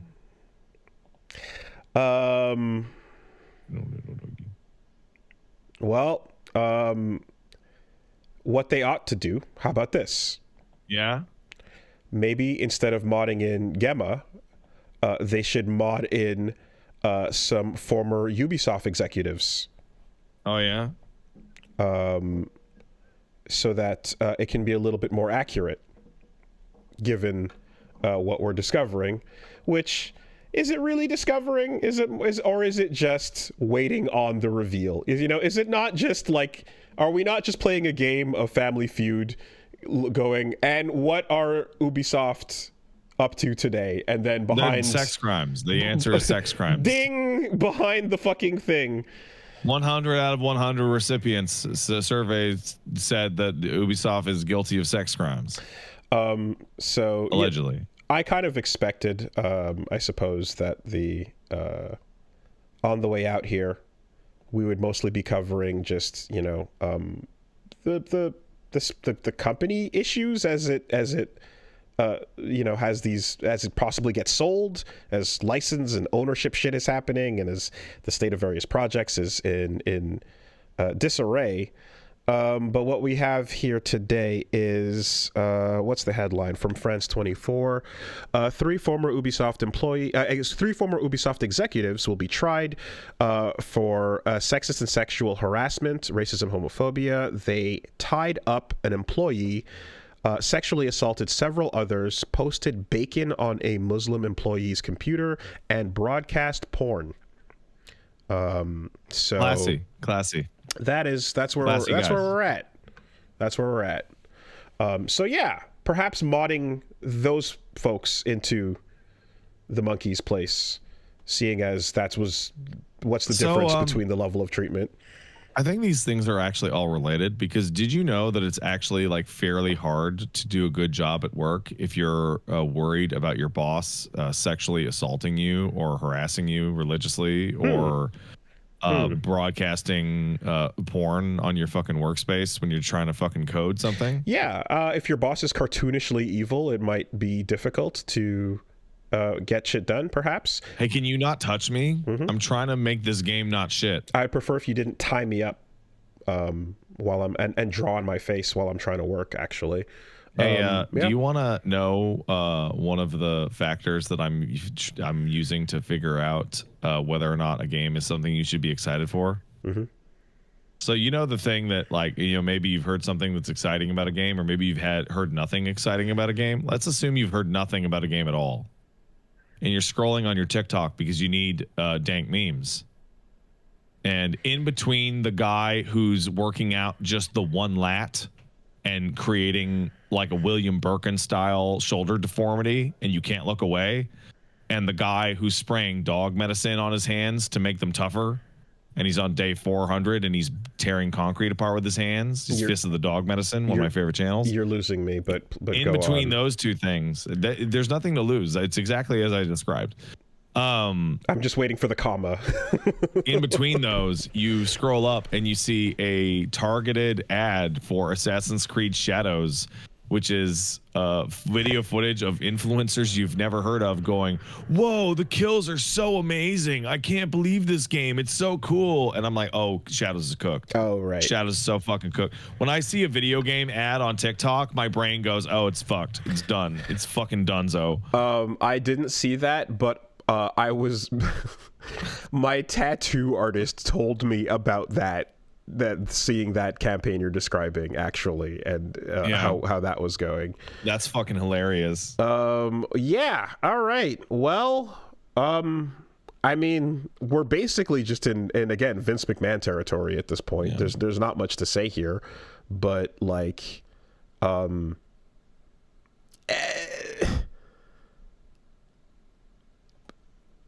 yeah. I look forward to hearing about where these executives get moved to, perhaps, you know, as the known punishment for any of these things. Usually you would hope they get moved to jail. Right, but according to company policy, they're typically to be moved to another studio location. Yeah, there's a couple different offices they could move to, you know, but the full on Vatican effect is in play here. So, you know, let's see what happens, right? The company will investigate itself. We don't really need legal to step in here. By the way, shout out to what's really important, which is Fist of the Dog Medicine's on day 400. His recent thing is he's punching ballistic dummies' heads off. I love that channel so much. Okay. I love it. Speaking of punching heads off, TikTok is like a dead society, but it's our society, and I don't know what that means, but I'm here for it. I'm not. Speaking of punching heads off, you know what? Here's a weird one. That really dead, flat, kind of non-dynamic NetherRealm animation style. Yeah. Actually works perfectly for the T-1000. Oh, absolutely. Because it's not a real person. It's pretending to animate like a real person. The T-1000 trailer dropped, and it's exactly what that specific character needs is to not look like a human being. Robert Patrick looking and voice, they got his voice too, right? Yeah. It's like, you know what? Sure. Like the way it's very bland and boring when you take a lot of other characters with dynamic things and translate it here, but the way the liquid metal works, the way he kind of stiffly throws his limbs out and blobs and then blades at you, all of that, I'm like, yeah, that's actually the T-1000. And more than anything, watching that trailer, I'm like, damn, Terminator 2 is fucking good. Yeah, it's a good movie. What a good movie. Holy shit. Like, it just, yeah, I'm like, all right. I got no complaints here. This is the kind of character that works for the limitations. Not much else to it. I literally only remember Mortal Kombat exists when they show off a DLC character, and then I immediately go back to forgetting that it exists. It's interesting because, like, I saw some comments where people were like, you have a character that can turn into anything and you have them just doing these boring blob and spike moves. Why not do something more dynamic and interesting? Because, like, but the T-1000 does boring blob and spike moves. But that's not what the T-1000 does. The T-1000 is actually incredibly uncreative. Yeah, he basically just makes knives and stabbing weapons. For all the infinity things it could do, it doesn't do. It just shapeshifts, blades, and hook hands you, and then occasionally blobs it up. You know, that's it. Anything too complex is yeah, no, it's not gonna work, right? Yeah, I'm just, what's there is exactly the way it is. Anything historically that like animates weirdly, like I feel like they would pull off a fine Ed 209. I don't know if absolutely right. You saw it because then they would have it animate at a correct frame rate, and you'd be like, oh, this is dog shit. Well, because doesn't it come in for RoboCop's fatalities? Like I believe he has. I'm not certain. I believe it comes in for RoboCop's fatality and fatal blow, right? Like, it feels like those are the things that work best with NetherRealm's limitations. So, yeah, Glacius from KI, way too dynamic, you know, for doing the exact same moveset. Yeah, solid. There you go.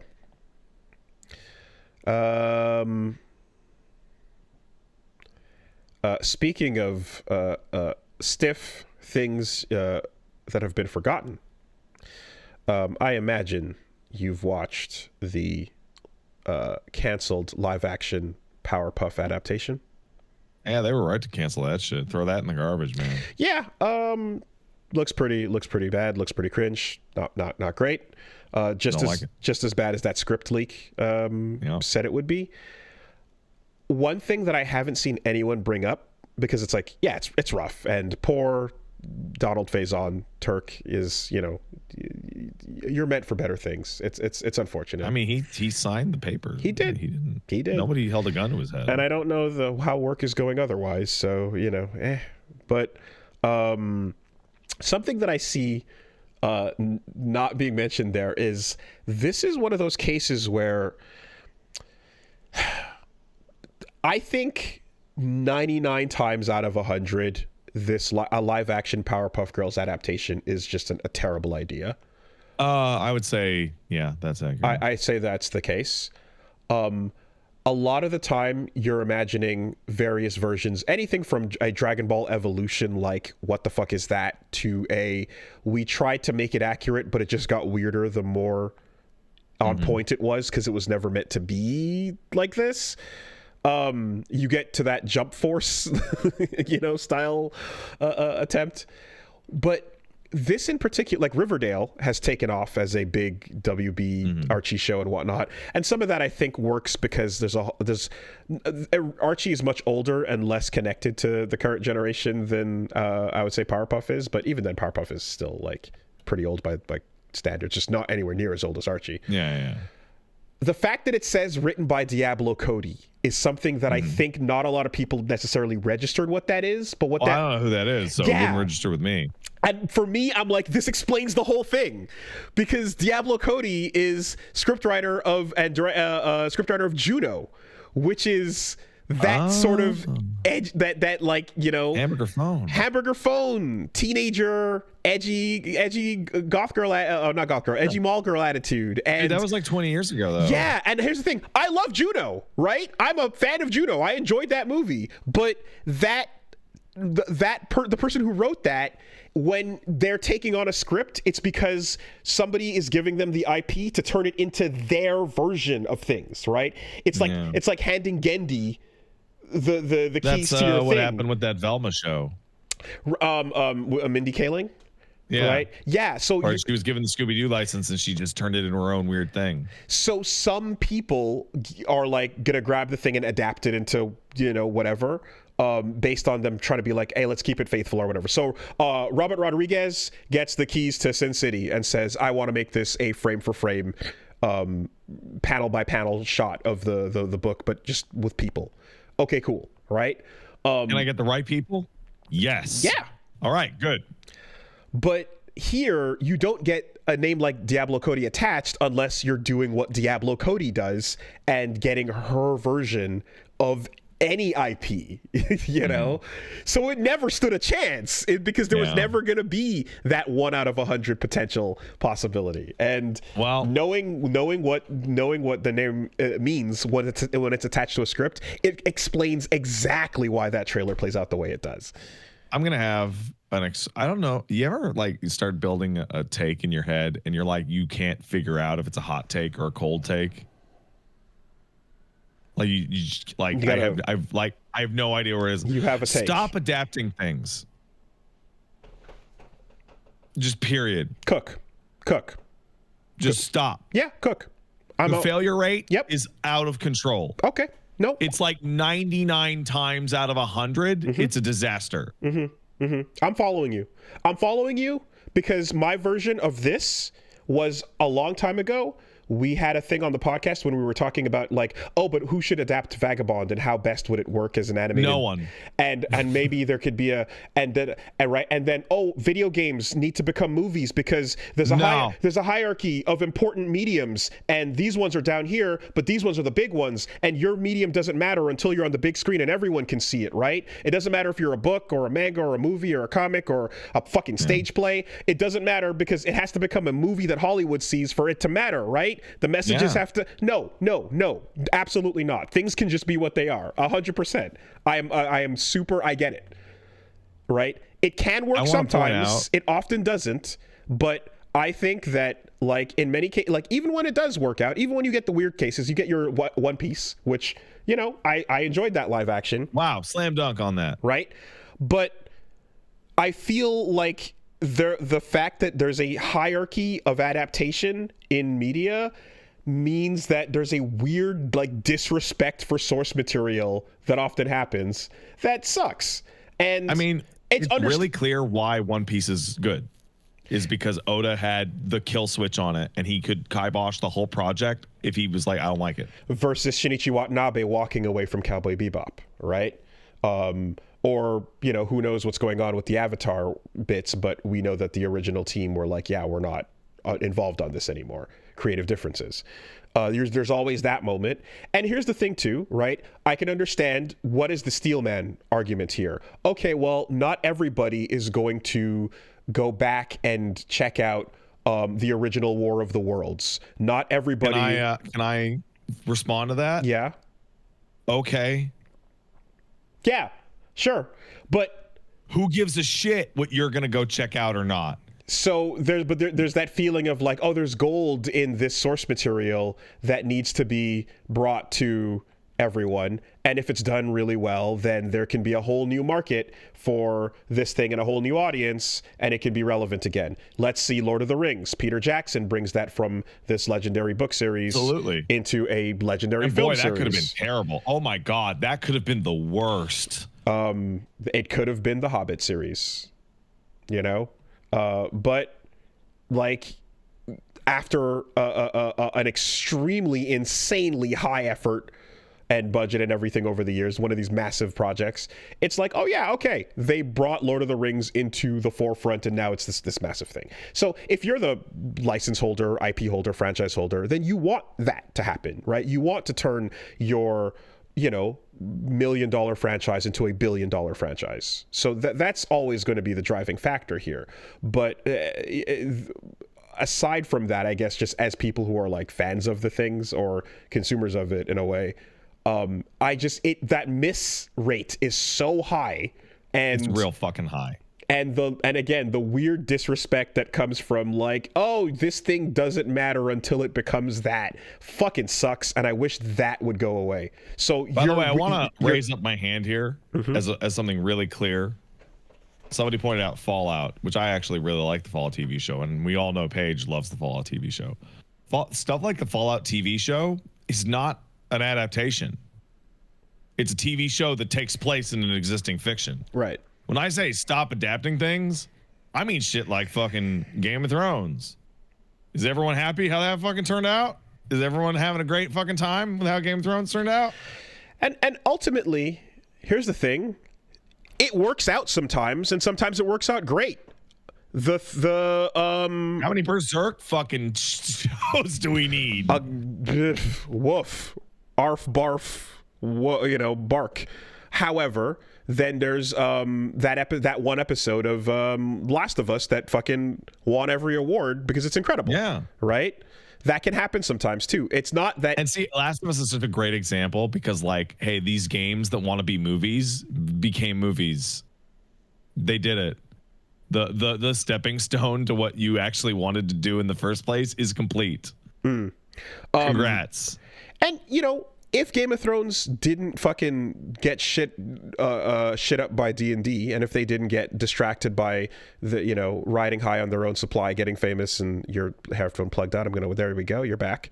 If they didn't get all like, oh, we got these darn plugs, we got Disney waiting to give us a bunch of Star Wars trilogies to work on, we barely care about Game of Thrones anymore, and we have what the fuck was it called, Confederate to work on, then perhaps if they gave it their fullest and they had the same process going through the end of that series, it would have been good to the end. Adaptations don't always suck, certainly, and there are great examples of when it can go well. It just has like the worst fail rate of anything I've ever seen in my life. It's like if I went to a restaurant that made me food with the quality like hit rate that adapting a comic or a TV show to a different medium or whatever, I would never fucking eat there again. I would get sick and fucking die. I think there's just times and places where you gotta just re-examine that. You don't have to always fucking turn it into some there's the attempt to reintroduce, to remarket is always shitty. We know as well. I remember there was a large comic book girl 19 a while ago had a video where she was describing how like there's extremely minimal the way new movies get made and stuff is like I think like 3 on 30 major blockbusters are new, and then the remaining 27 are all previous proven properties and all that, right? The risks are high, etc. Fuck me, I had a point I was about to make and then I lost it. You find that point, I need to go for a second. I gotta help. Oh shit. Excuse okay me. BRB.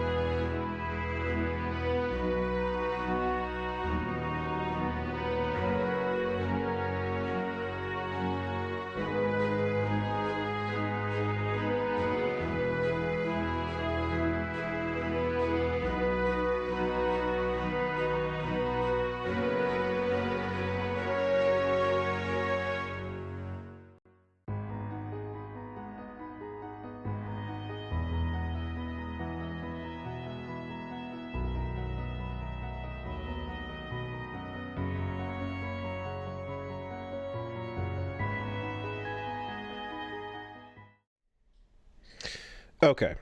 I remembered my point. Yeah. Okay, so your take was stop making adaptations, and Just stop. And mine was adaptations aren't necessary. And I think you're absolutely cooking there, because I'm thinking of the times where, in a best case scenario, anytime I talk to somebody about The Departed, we go, damn, that was a really good movie. He killed it. What a good job.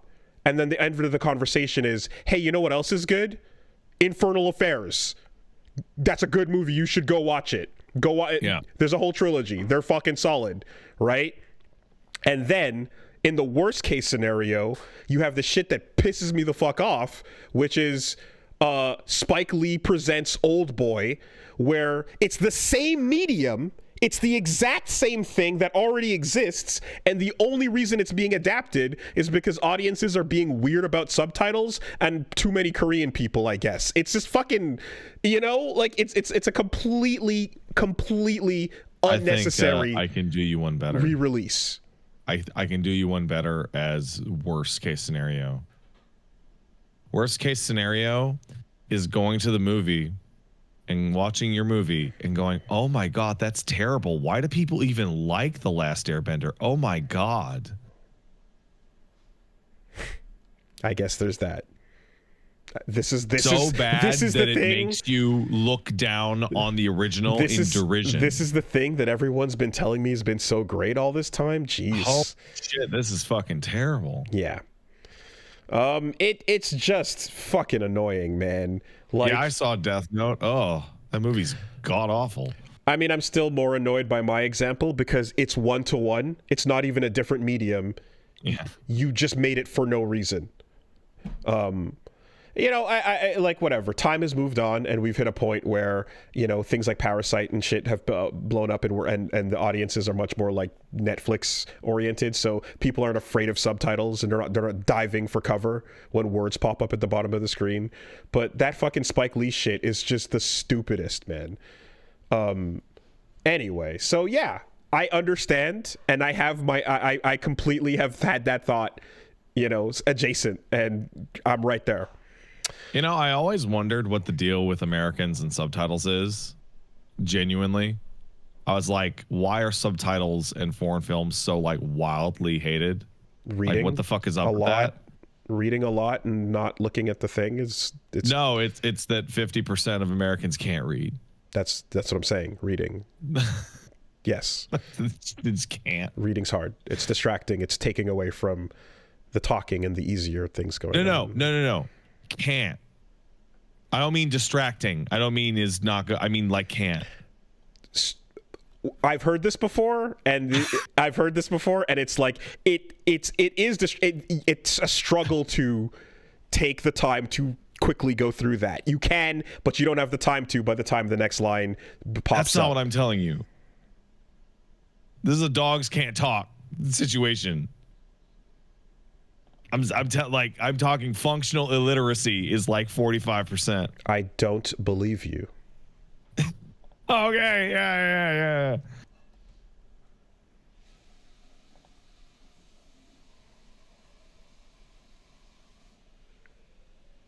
In 2023, approximately 28% of U.S. adults are scored at the lowest levels of literacy. 54% of adults have literacy skills below a 6th grade level. So 54% are functionally illiterate. Below 6th grade. It's a level, right? It's not the same as the dog jumped over the fence. But yes. It's bad. It's not a good stat. How am I supposed to read those Old Boy subtitles? They don't even have a cute dog in there.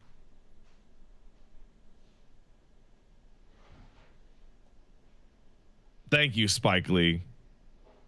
Thank you for allowing me to watch Old Boy.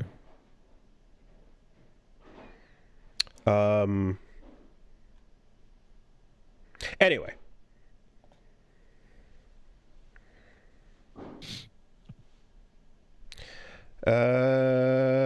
What is going on? Okay, well, a couple other things. Let's let's touch on before we dip out of here. I don't really know what's going on. We don't really have all the details, but wherever you go, there you are. Skullgirls is in trouble because Hidden Variable and Autumn Games are having a legal dispute of some kind. Yeah, I don't know what this one's about. No I can't one even does figure it out. I don't think there's anything to figure out. I just think the two companies are having a legal dispute over finances or other details. And I think Skullgirls should stop adapting itself to being alive. To existing. Nah. It seems so cursed. I mean, what I'll say at the very least is like, hey, that game's had a long life cycle. It's had a lot of content come out.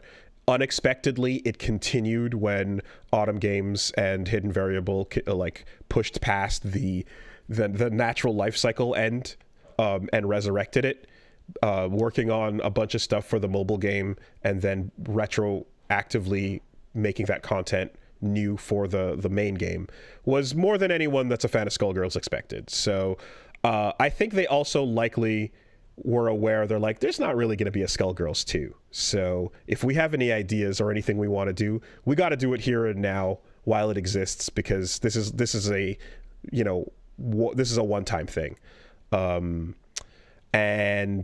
Yeah, so that's likely how that you know, kind of continued for a bit there. But in any case, Hidden Variable put out a statement saying that they're not working on Skullgirls anymore. It seemed like they had more plans for more stuff, and they have to sort out legal troubles with Autumn Games. And we see someone in the chat saying that Hidden Variable was essentially working for free for months, and they're owed money. They're owed money. Okay. Yeah, there's, again, I don't know if there's any other sources or people inside either company that have spoken out or given details, but if that's what it is, then rip Skullgirls once again. Long live Skullgirls. Rip Skullgirls. Launch party every day, even as we lower you into the grave. You know.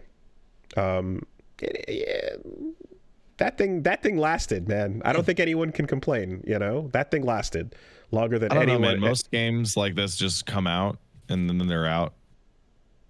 And they don't have like fucking years of legal nonsense. True, but they also don't have tail ends of development that last this long either. They literally, they wrap the fuck up in year 1, maybe 2, and they call it a day. This has been insanely long development and content updates by comparison to... I'm going to ask you a stupid question because I can't remember. Is Skullgirls Battle for the Airport or whatever, is that real? Skullgirls Deadly Airport is very... Is that real? I can't remember if it's real or not. It is real, and I don't know that it's real anymore, but it was real for a period of time. Skullgirls 2 Deadly Airport was available for download on the Google Play Store. Was like that real, or was that like bullshit? I mean, someone tried to make it real. And okay, thank you. That's what I wanted. Thank you. Someone uploaded a build of something to the fucking Google Play Store, and it was. Never forget the Deadly Airport. And you know what the Deadly Airport was? What? It was the airport from KOF 99. Of course. Because the screenshot had them fighting in the background from 99. It's, yeah. I'm gonna look at that right now. Skullgirls Deadly Airport. Oh, there it is. Never forget the first time you met K-Dash. All right. Well, that's not the only legal trouble that we can talk about today, because we can't talk about Longdue's new trailer for Hopetown without also talking about what's going on behind the scenes. Any chance you took a look at the new Kickstarter trailer for... So, someone sent me the trailer for Long Hope. Longdue's Hopetown? Hopetown. And I clicked on it with the sound off and scrolled through the whole thing and didn't see a single moment of gameplay and went, why would I give a fuck about this? Okay. Did you turn the sound on after? No. There was no... It's a Kickstarter pitch for a game with no gameplay. Why would I pay a second of time to it even at all? Because there's some bad feelings to be had a little bit if you turn the sound on. Okay. I'm going to turn it on now.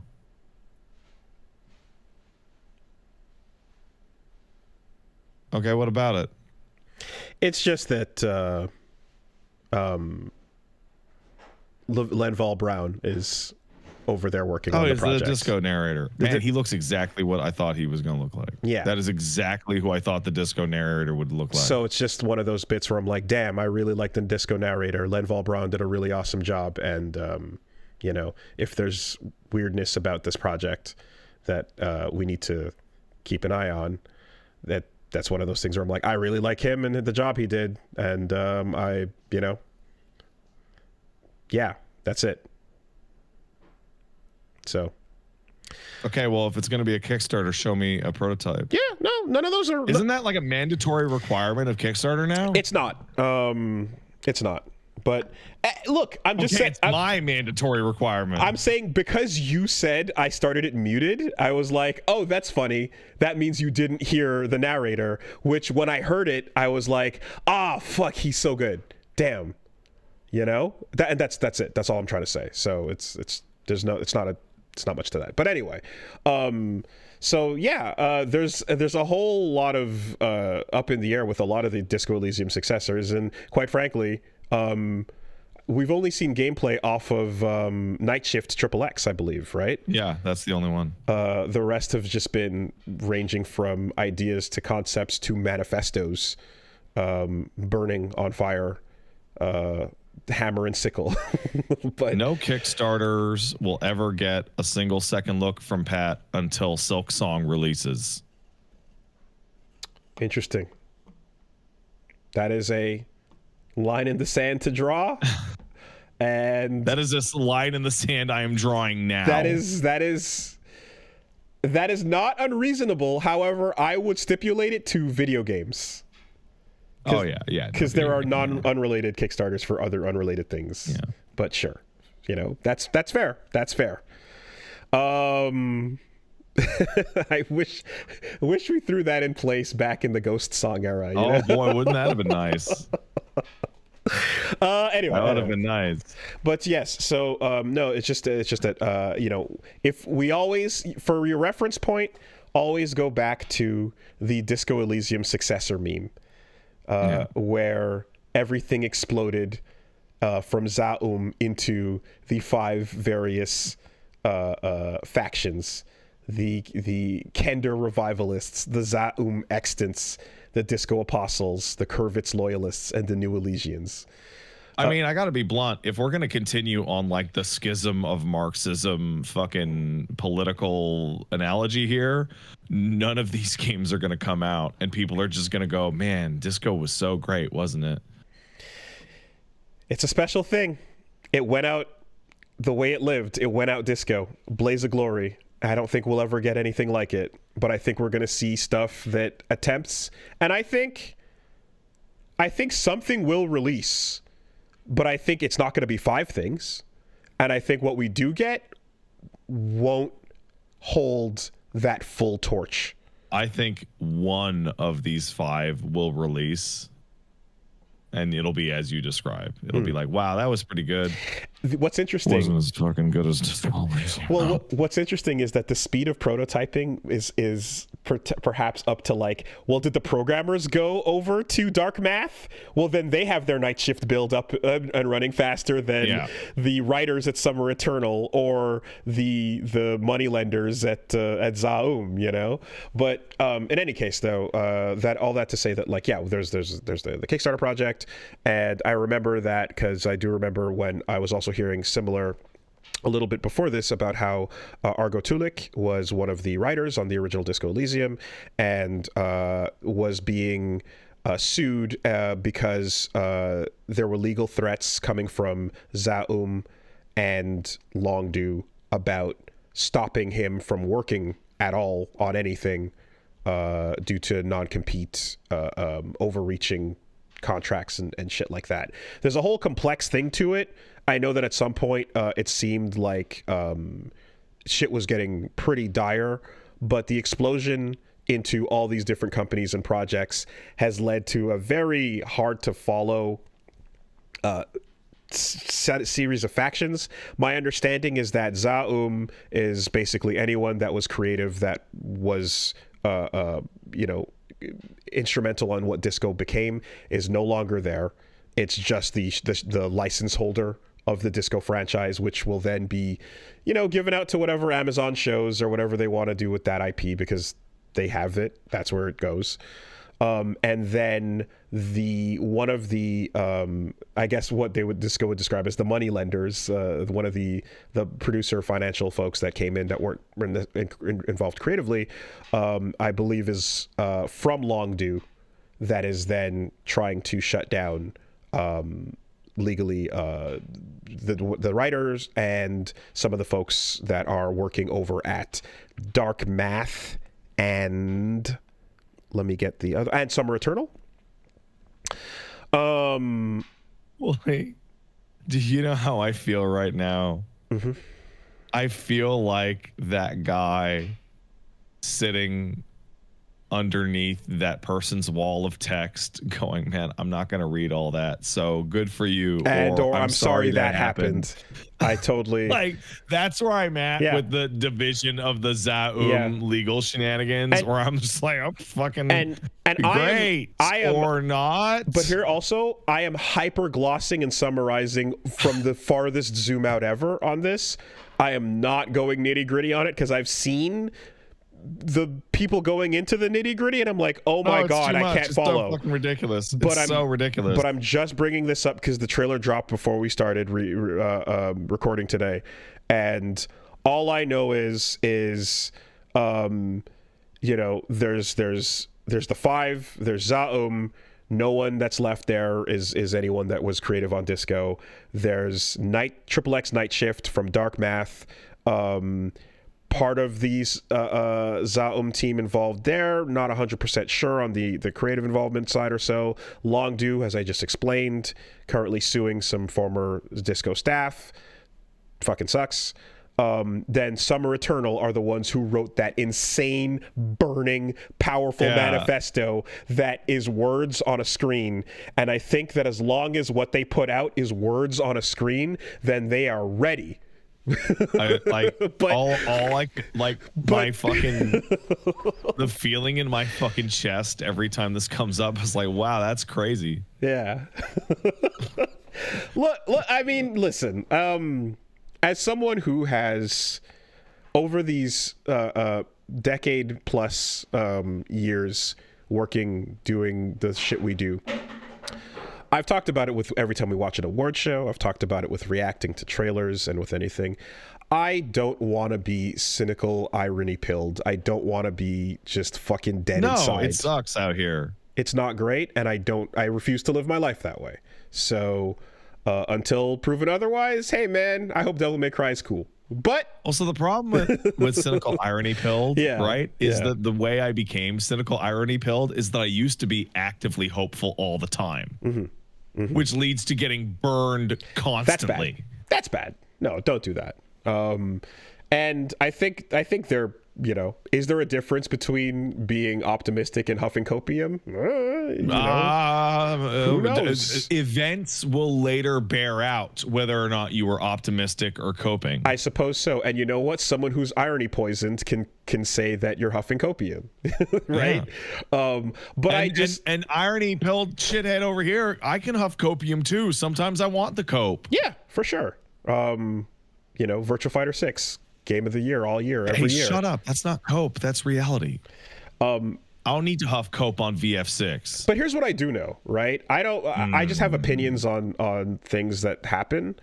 But if I have to look at everything and have that fucking just cynical irony poisoned energy about it and everything in this industry, I don't want to do this job anymore. I literally don't want to record because the excitement is the point. Yeah, I don't want to sit here and talk about video games. I will leave.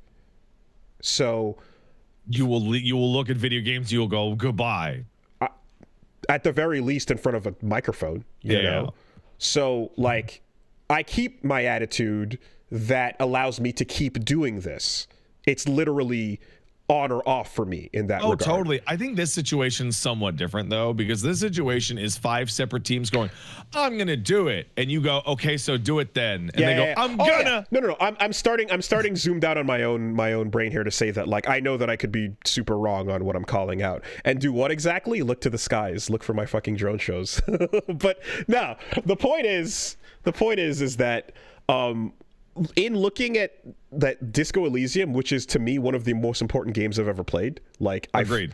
The energy by all of this mess, the only thing that I look at in all of this that I go, I'm interested there, that I raise an eyebrow, is the way the Summer Eternal Manifesto reads. That reads like real passion.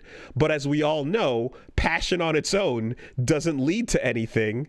And even Kurvitz and Zaum, the original Fortress Occident people, couldn't put anything out because they didn't have anyone practical to be like, fucking ship it, assholes. Takes a bunch of people to put a game together, right? If you need information on how troublesome game development can be, need I remind you of Fortress Occident, the entire storyline within Disco Elysium about how they almost bankrupted their entire lives trying to put out a game that was too big to make. Having an Estonian cultural revolution and then realizing you can't put bread on your table and getting fucking depressed about it while writing shit like Sacred and Terrible Air and designing this whole tabletop campaign that's incredible, but now what? What do we do with it? You know, and at one point your grandkid or one of your goes like, have you looked at video games? You know, like, it's this whole insane. Go ahead. I think there's like kind of a perfect encapsulation of how silly and perfect the whole situation is, genuinely, because in the decrying of like Disco's like an overtly capitalist and communist and like left-leaning like piece of work, right? And it has incredible critiques of like pretty much everything, right? And these are guys that made huge mistakes with their business prior and didn't ship a game, and then they barely shipped Disco, and then it took the success of Disco to put out a final version of Disco, and then everybody splits up to do their own thing. And there's like a real Marxist energy to like a lot of Disco there. And what is by far the funniest thing is light bending rich guy is playing the direct one-to-one role of Engels, being, hey, you guys are doing that crazy game about the politics. Haha, that's cool, man. Here's all the money you need to make it, because I think that'd be cool, just like it was for fucking Marx. And now that they don't have that guy to just bankroll their shit, what do we get is manifesto after manifesto after pitch after pitch after pitch. And like, we're the true successors of the fucking legacy. And it's like, well, fucking do it. There is there's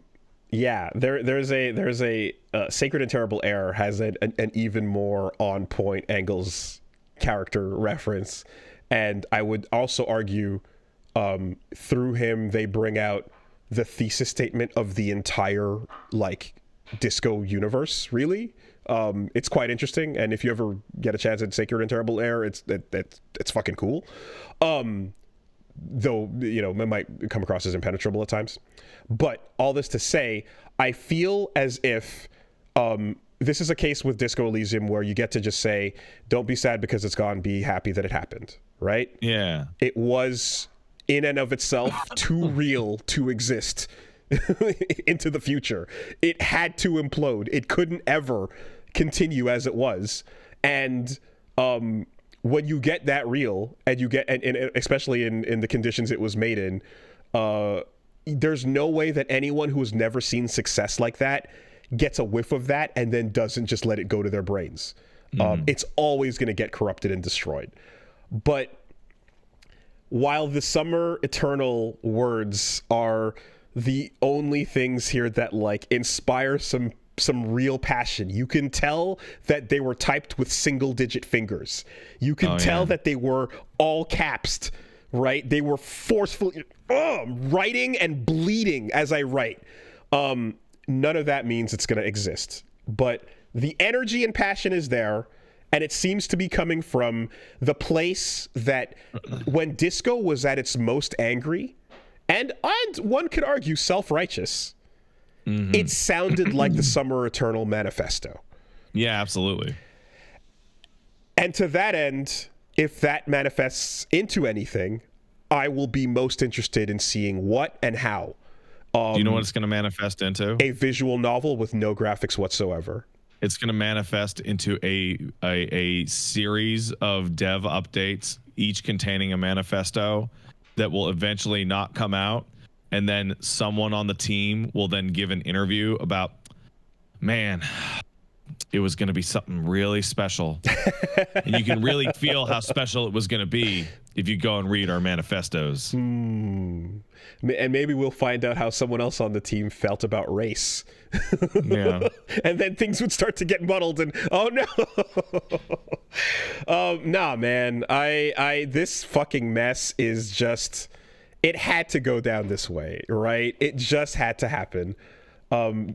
Disco was it's forever its own thing, and nothing in time, hopefully, can take that away as long as our digital ownership doesn't get revoked and all traces don't get deleted. Even if it does, I'm sure that that'll be fine. But for that time and place, for this game, for that moment, it's eternal. It will always be what it was, and I don't know that it can ever be anything but. Furthermore, even in the best, not best case scenario, but even in the case scenario, I suppose, where, you know, you have a RPG come out with some stats and some cool narration and stories and everything kind of lines up and does well. I mean, you know, it's not just the clicking on people's conversations with good voice acting and, you know, rolling a die to find out if you read check or not that makes a disco, you know? It's not just the idea of stats that talk to you, and it certainly isn't just the gags and the picking up of items and internalizing thought cabinets. You know, it's a tone, it's a whole it's a Gesamtkunstwerk. It's a total work of art where every single piece of the puzzle forms a greater whole. Firing on all cylinders at all times, 100%. That's a new word for me, but that sounds pretty apt. That sounds like what I want to get at. I will continue to have this energy as we find out more about the Disco Elysium succession. And optimism, I suppose. Let's see what happens. I don't even think it's necessarily a case for optimism or cynicism. It's just they just keep saying that it's going to be great and it's going to happen, but no one's shown like anything other than the what was it called? The Triple X Night Shift, yeah. Yeah, that one showed off something. So like, I mean, I'm interested in that on the pure basis that it currently exists in some form. Yeah. I'm like, it's probably going to be pretty cool, but like, you know. People, all we know is people who made a really good thing are interested in making other things, and they also are aware of making those other things can lead to them making some money and also getting their stories out there, and hopefully reality can come together and we can find out what some of those things are. I think they should stop fighting and kiss. Everyone comes back together. Zaum 2, Disco Elysium 2. I think I would fucking vomit in my mouth and just die.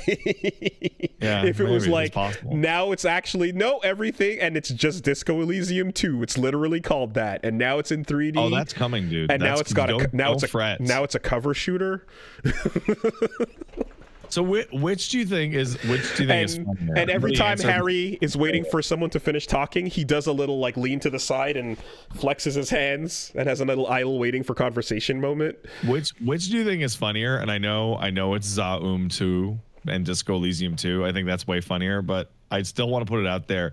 That or Hasbro, after they fired everyone that worked with Larian, going, guys, we're gonna make Baldur's Gate 4 and it's gonna be just as good, and we're gonna hire a brand new team to do it, and you'll see. Do you remember that? Do you remember that fucking thing they put out? How fucking funny that was? No, but I certainly do know that energy because I will always, forever, ever reference Bobby Kotick talking about how Guitar Hero, the original franchise, is being encroached upon by these Rock Band. These imposters making a game called Rock Band, but they can't hold a candle to the original franchise. You do it, moneylender. That's so funny. Bend that light. That's so fucking funny. Bend that light, Bobby. Bend it. All right, let's read an email. I got to get out of here. All right. By the way, the Xbox handheld is coming in 2025, potentially later this year, and 2027 for a new Xbox thing. And it's going to be a Game Pass box, probably. Whatever, man. The Nintendo Switch 2 is going to come out this year. I don't know who the fuck Microsoft thinks they're competing with. They're going to beat Nintendo at a fucking handheld? Are they insane? Also, Western Digital is getting out of the SSD market and handing it all off to SanDisk. Yeah, weird, right? That Western Digital has been around for our entire lives as far as that's crazy. As a brand name goes for hard drives. Yeah, very, very unexpected, surprising change. SanDisk is that's the most shocking piece of news today. Yep, SanDisk is taking over all NAND operations, and Western Digital brand on SSDs is probably going to start disappearing, but they're going to still make like regular hard drives, certainly. I need hard drives. Yep. All right, let's take a letter over here. You send in an email, castlesuperbeastmail@gmail.com. Wooly might read it, and he might judge you harshly. Hello, Pat and Wooly.